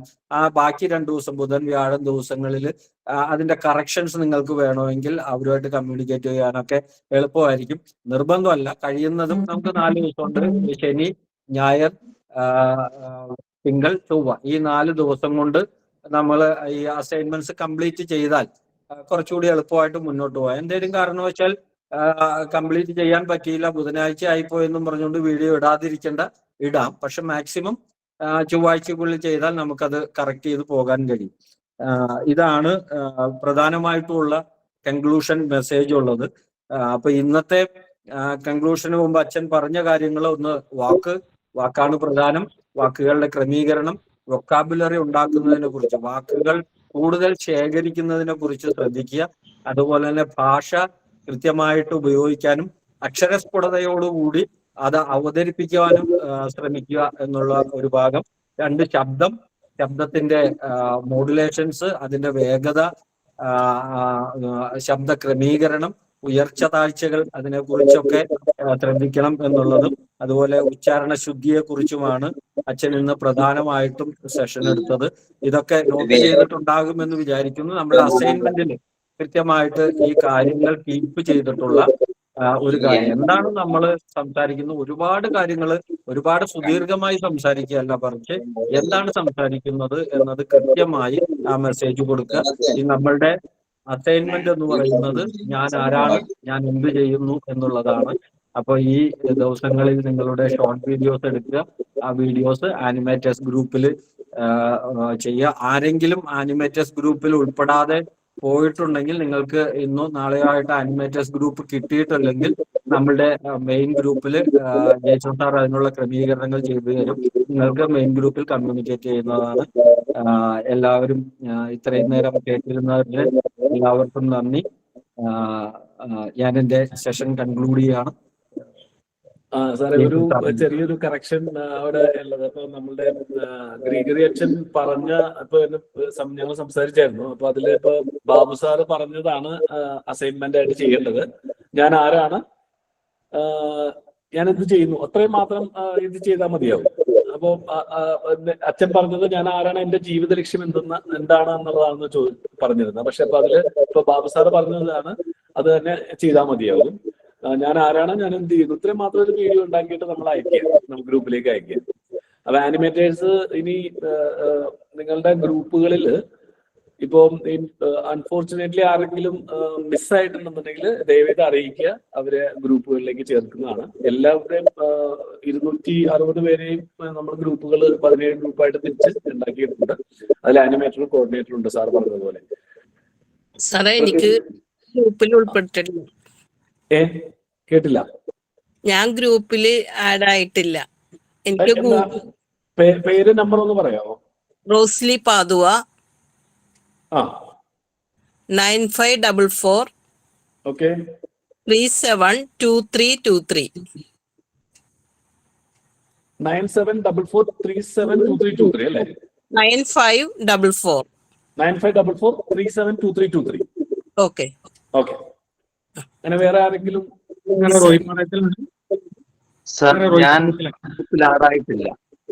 ആഡ് ആയിട്ടില്ല അല്ലേ? സാറിന്റെ സത്യരാജ് അല്ലേ? അതെ. നമ്പർ 9955654881.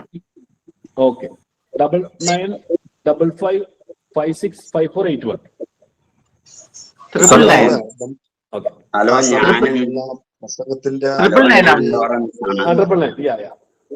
ഒരു വോയിസ് ഉണ്ടാക്കിയിട്ട് ഏത് ഗ്രൂപ്പിലാണ് ഇട്ടുണ്ട്? നമ്മളിപ്പോ പുതിയ ഗ്രൂപ്പിലാണോ അതോ നമ്മുടെ പഴയ ഗ്രൂപ്പിൽ തന്നെയാണോ? സൈമൺ സാർ പറയുന്നത് കേൾക്കുന്നില്ല, ഒന്ന് പറയാമോ? സാറ്, നമ്മളിപ്പം പറഞ്ഞതുപോലെ നമ്മളൊരു ചെറിയ പ്രസംഗം തയ്യാറാക്കിയിട്ട് ഞാൻ ആരാണ്, എന്റെ ജീവിതലക്ഷ്യം എന്താണ്, അത് തയ്യാറാക്കി നമ്മൾ ഇടേണ്ട ഗ്രൂപ്പ് നമ്മുടെ ആ സബ് ഗ്രൂപ്പാണോ അതോ മെയിൻ ഗ്രൂപ്പാണോ? സബ് ഗ്രൂപ്പില് എല്ലാവരും. Sorry, thank you so much sir, അതിനെ പറഞ്ഞത് നന്നായി. എല്ലാവരും സബ് ഗ്രൂപ്പുകളിൽ മാത്രം ഇതിട്ടാൽ മതിയാവും. മെയിൻ ഗ്രൂപ്പിൽ ഒന്നും ചെയ്യേണ്ട ആവശ്യമില്ല, സബ് ഗ്രൂപ്പിലാണ് ചെയ്യേണ്ടത്. നിങ്ങൾ എല്ലാവരും സബ് ഗ്രൂപ്പ് 17 ഗ്രൂപ്പുകളിലായിട്ട് ചേർത്തിട്ടുണ്ടല്ലോ, അപ്പൊ അതിന് സബ് ഗ്രൂപ്പിൽ ചെയ്താൽ മതി. Very good question, thank you sir. സാറേ, ഞാൻ ഈ ആടായിട്ടുണ്ട് എന്നൊരു സംശയം ഉണ്ടേ. ഞാൻ എസ് ലോറൻസ്, നമ്പർ പറഞ്ഞു. 98 46 58 54 54 20 98 46 58 54 20. ഓക്കെ. ഒന്ന് എല്ലാവരും ഒന്ന് ചെക്ക് ചെയ്യണേ, കാരണം മിക്കവാറും എല്ലാവരും ആഡ് ചെയ്തിട്ടുണ്ട്. അപ്പം അത് ചെക്ക് ചെയ്യുക. എല്ലാവർക്കും ഒന്നുകൂടി നിങ്ങൾ ഫോണിലെ വാട്സപ്പില് ഒന്ന് ചെക്ക് ചെയ്യുക. ഇല്ലെങ്കിൽ നമ്മളുടെ ഗ്രൂപ്പിൽ എന്റെ നമ്പർ ഉണ്ടല്ലോ, അതിലേക്ക് ഒന്ന് ജസ്റ്റ് ഒന്ന് മെസ്സേജ് അയച്ചാൽ മതി. ഗ്രൂപ്പിന്റെ പേര് എങ്ങനെ വരും? KRLCBC education commission group 1 to 17 ആണ്. Okay, thank U.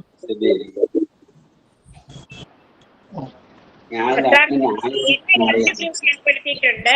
5, 4, 5 ഗ്രൂപ്പിൽ 2 എണ്ണത്തിൽ എന്നെ ഉൾപ്പെടുത്തിയിട്ടുണ്ട്. ഏതിലേക്കാണ്? 5, 4, 5 2 എണ്ണത്തിൽ ഞാനുണ്ട്.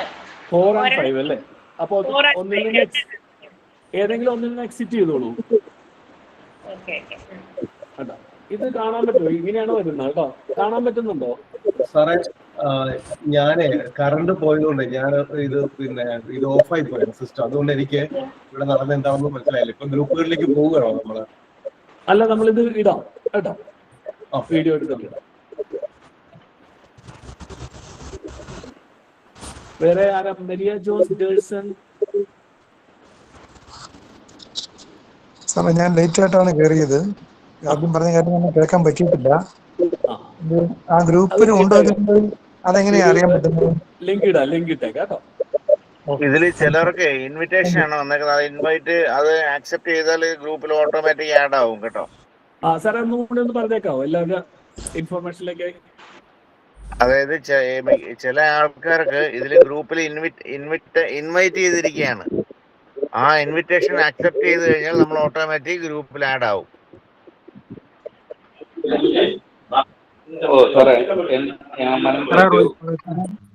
അപ്പൊ ഇൻവിറ്റേഷൻ വന്നിട്ട് നോക്കണം എല്ലാവരും ചെക്ക് ചെയ്യണേ. വാട്സപ്പിൽ ഇൻവിറ്റേഷൻ ഈ KRLCയുടെ ആ ഒരു ഇതില് വരും, എഡ്യൂക്കേഷണൽ ട്രസ്റ്റ് എന്ന് പറഞ്ഞിട്ട്.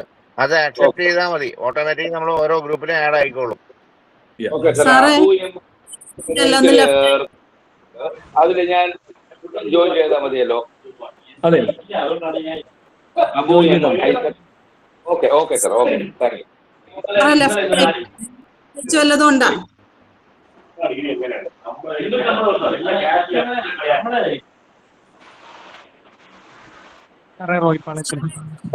ഒന്ന് ലെഫ്റ്റ് ആയിക്കോട്ടെ, പ്രത്യേകിച്ച് ഒന്നുമില്ലല്ലോ ഇനി. ഇല്ല, ഇനി ഒന്നുമില്ല, എല്ലാം നമുക്ക് കഴിഞ്ഞു, മീറ്റിംഗ് കഴിഞ്ഞു. പ്ലീസ് വേറെ ക്വസ്റ്റ്യൻസ് ഒന്നും ഇല്ലെങ്കിൽ നമുക്ക് വൈൻഡപ്പ് ചെയ്യാം. Okay, thank you sir. Bye bye. Thank you sir.